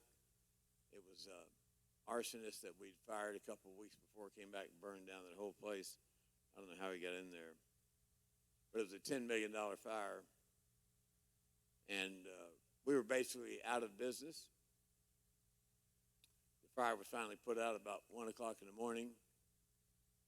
And at midnight that night, even though our warehouse was burned up and we had no showroom, the showroom was heavily smoke and water damaged. We had rented the location on Post Oak a couple of months before, so I started calling all of our vendors across the country, mainly in Mississippi, Texas, and Arkansas, to bring us furniture. The next day I'm calling them at midnight. I was going to take a leap of faith and get that furniture and then try to sell something. So that fire happened that night. We got home at 5 o'clock in the morning, got up at 8 o'clock, went to open that Post Oak store. I had 2 speeches that day. One speech at a Rotary Club and another commencement address at Westbury Christian High School that night. Both of them called that day, said, "You're canceling, aren't you?" I said, "I don't do that. I will be there. I'll show up." I believe that 95% of life is showing up. That's what Mark Twain said. So I showed up. I did those 2 speeches. That furniture came in, and the good Lord had some guy call me and said, "I got a furniture warehouse that's totally ready to go. You can move in there today. I won't charge any rent for the first month till you get back on your feet." We moved into that warehouse. It had lift trucks. It had cantilevered racks. It had everything a furniture store would need. And even though our store burned down that Thursday night, that Friday, we shipped $300,000 worth of furniture, and it was impossible to do. But, don't tell me it's impossible until after I've already done it. People ask me all the time, could I do this again, starting at age 28 in a New York minute? How you do it that? You outwork them. Get up earlier, stay later, take care of those customers. It's not that hard. Get up earlier, stay later, take care of those customers. That was one hardship we had. Another hardship we had was the first many years making payroll. We had a big hardship after COVID. The furniture business has been in a death spiral the last 5 years. But you know what? You roll up your sleeves, you put your big girl, big boy pants on, you go to work, and you make it happen. So we're out there making it happen every day. And I work more hours now than I probably ever have, but that's all right. Nobody said this was going to be fun, easy, or fair. You get in the fight and you do it. And you take care of those customers. And if you take care of enough customers, they'll take care of you. Retailing is an easy business. Buy it, sell it, get some more, and take care of the customers. That's all there is to it. Let's see what else I need to say. One of the things we do is we try to be a good corporate citizen. I believe the purpose of the business is to make a lot of money, but it's also to make a lot of difference. And my desk is at the front door at Gallery Furniture, so I see and hear and talk to every customer who comes in there. And over the last 40 years, I've seen hundreds of customers come in there wanting money. They're 4th and 5th and 6th generation welfare, and they live a hopeless life. In the movie Scent of a Woman, Al Pacino says, "There's nothing like the sight of an amputated soul. There's no prosthetic for that." And so we decided if we're going to be a good corporate citizen on the north side, when the pandemic hit, in a 5-mile radius of our store, the average income $30,000. So I got with my friend Mike Feinberg, who founded the KIPP schools, and we started a high school at Gallery Furniture right there in the store for students that are 16 to 26 and never finished high school. And we'd helped so far about 300 kids get their high school degree. And we also started a trade school because my friend Mike, his school's KIPP school, their motto was college for all. And Mike found out after about 20 years that even on their best year, only 50% of the students that left KIPP and went to college ever graduated. The rest of them ended up with a giant student debt or a degree in sociology and a $300,000 student debt. So we decided that college didn't have to be for everybody. So we started the trade school. We teach plumbing, electrical, HVAC, construction skills, culinary, all those sorts of things.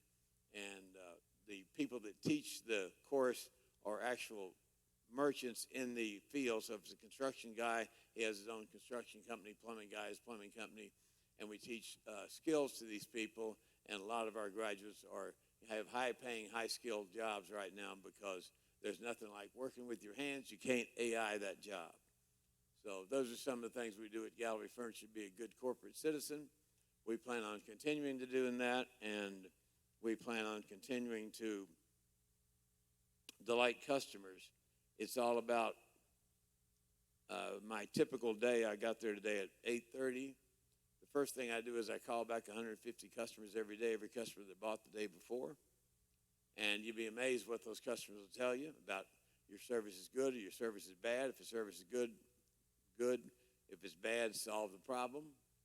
And then every customer that buys or every customer that doesn't buy, I send them a personal minute and a half to 3 minute video explaining the furniture they bought and why they should come back and buy it and that sort of thing. So that's kind of my schedule. Other than that, I talk to customers, talk to staff members. And I do it every day. And my wife runs the Great Westside Tennis Club on Willcrest and Briar Forest in Houston. We bought that tennis club 30 years ago. And she has taken that tennis club from, she transformed it from tennis into a family fitness type of place with all sorts of exotic animals. And she's transformed it from 1,500 members to about 9,000. So she's a pretty good little entrepreneur herself. That's my story. I'm sticking to it. If you got any questions, I'll be glad to answer. Glad to be here. If anybody has questions.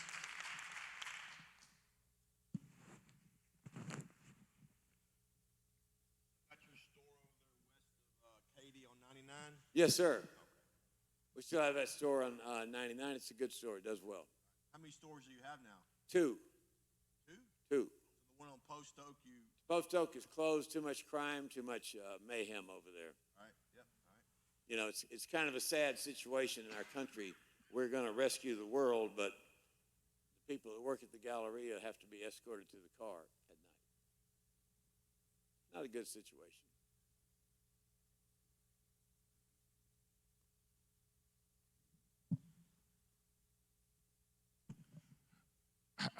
How and when do you decide what you're going to do yourself and what you're going to delegate?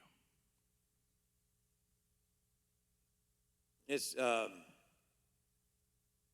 do what I like to do, and I delegate what I don't like to do.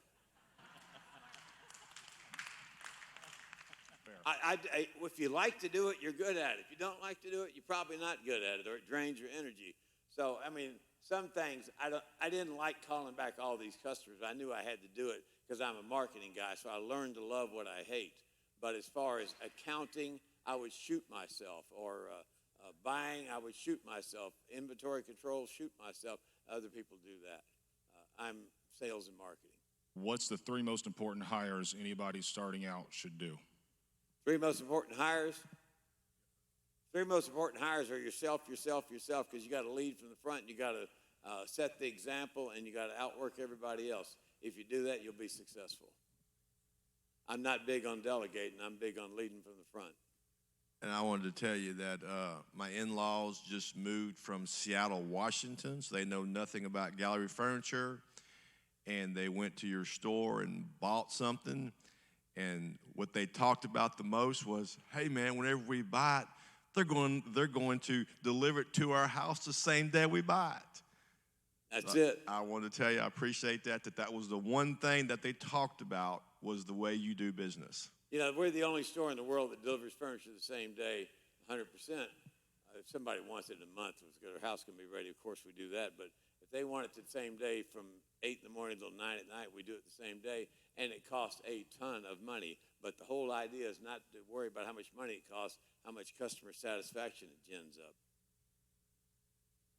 Yes, ma'am. Well, first, I'd just like to say my family has been in Houston for a long time, and every single time we get a new place, a family member moves back here, I move back here, we always go to Gallery Furniture, and I think that has a lot to do with the customer service and the quality of your materials. Saying that, I work in marketing now, and I always look at it from that perspective. Are a lot of the people that come to you are like returns, or like my family, just kind of it's communication, it's what we've lived with, or how much do you go outwards and truly try to get more people purchasing from you? You know, we spend tons of money on advertising. The only problem with advertising is half of it is wasted. The question is, which half is wasted? And I haven't figured that out yet. We get a lot of people that are, generational, the mom and dad, and like you were talking about, lots of that. We get lots of repeat business. We do a good job with customers. They come back to us, and we get a lot of new customers. So we're always advertising online. We advertise radio. We advertise television. And again, if I could figure out which 50% of the advertisement was wasted, I'd be a genius, but we're still working on that. It is a lot of the things that you do with advertising a kind of a passion sense, because, one of the things, my dad bought a whole bunch of furniture to re-up their house, right? And at the time you were doing a deal of, place a bet and you might get this mattress for free on, Alabama, Georgia game. Unfortunately, my dad went for Alabama, but didn't get it that year. But is that kind of just a passion that just was an idea that you had and, y'all just went with it, or was it just something that... Well, all those sports promotion, my wife says I have a gambling problem, but actually it's a promotional problem. I just do it for people like it, and it's fun, and it's topical. We're doing this deal now that whichever team is closest to Houston in the Final Four, if they win the NCAA basketball championship, you get your money back. So we were pulling for the Cougars, but they lost the other night. So I think it's probably going to be Illinois. So we do a lot of those promotions because it makes us topical and makes it fun, and it attracts a lot of new customers.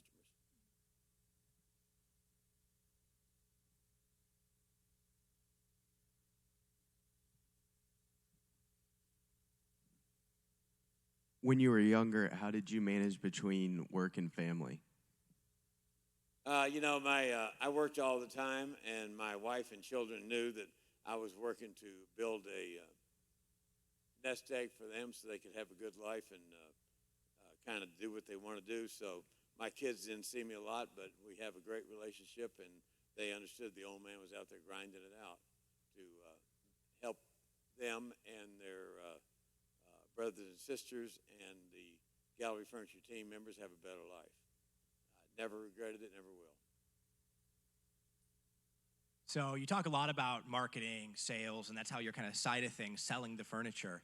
Obviously, a lot of that, as we talked about a lot tonight, has been to do with building those relationships with customers. What's kind of your strategy going into the way that you sell things, the way that you approach a customer in terms of building that relationship?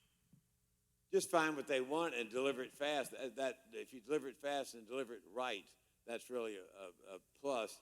All of our competitors in the furniture business, they sub out the delivery. The most important part of the furniture experience is when they're in your home, because it's so much more personal than some experience online or in a store. So the way we build the customers by having great delivery people, we pay them a lot of money, we deliver the same day, and then we follow up. So that's our process, and a lot of our delivery people have been with us 20 and 30 years. Hey, thank you. Your voice is iconic, by the way. I have two questions. What was your favorite promotional that you ever did? And then also, what do you want your legacy to be? My favorite promotion I ever did, it had to be the one where the Astros won the World Series in 2022, and we gave back to the customers $75 million. Awesome. And your legacy? Somebody who made a difference, made Houston a better place. Amen. Very good.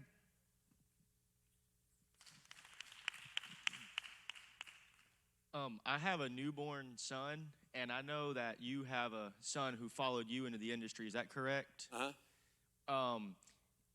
Is that something you wanted your son to follow you in? And if so, how did you do it? Like, how did you make sure that he followed your path?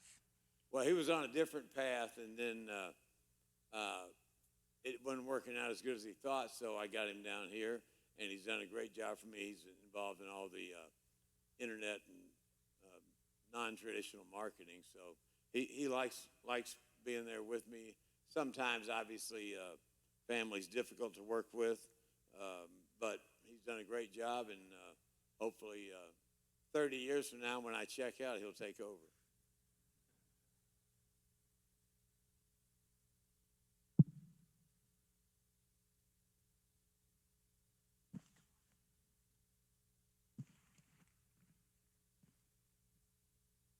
I think most people here probably know, and you're not going to toot your own horn, but one of the reasons outside of the same-day delivery and all the wonderful customer service is the way you give back to the community.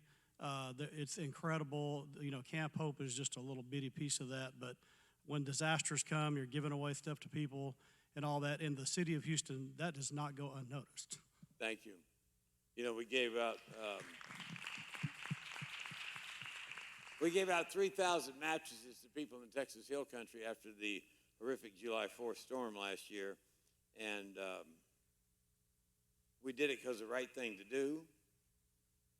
And when our employees, team members went over there and saw those cars up in the trees 20 feet above the ground, it really shook them. And then when they gave those matches to people and the people were crying this and that, it really made them believe in community service as well. So it's beneficial to all of us because we believe, as Pope John Paul II once said, the essence of living is giving. Thank you all so much. Thank you, Mr. McInville, for coming. I know it wasn't quite the crowd we had expected. That's all right. If y'all need any furniture, you know where to buy it. I'll save you money today. If you don't mind, we have a quick presentation for all of our speakers. Matt, Mr. Conrad, and Mr. Helms, if y'all would come up real quick, and all the chapter executives, including Mr. Theodore, come on up, please.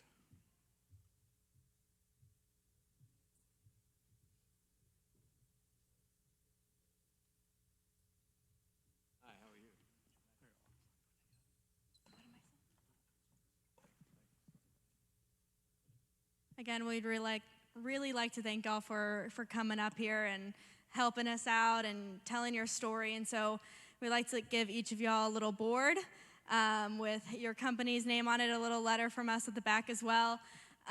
Thank everybody as well for coming down here. And I know, it's been a long day, but I hope this really helped y'all. Y'all made those connections, and, you can build off of this, and we'll hopefully see y'all at a lot of other events in the future. So again, we appreciate y'all. We appreciate the Chris's and Mattress Mac. But again, thank y'all.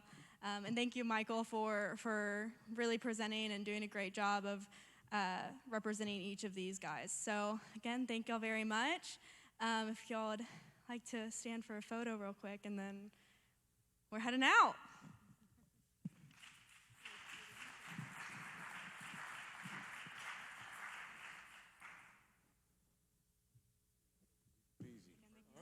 Thank you again very much for coming out.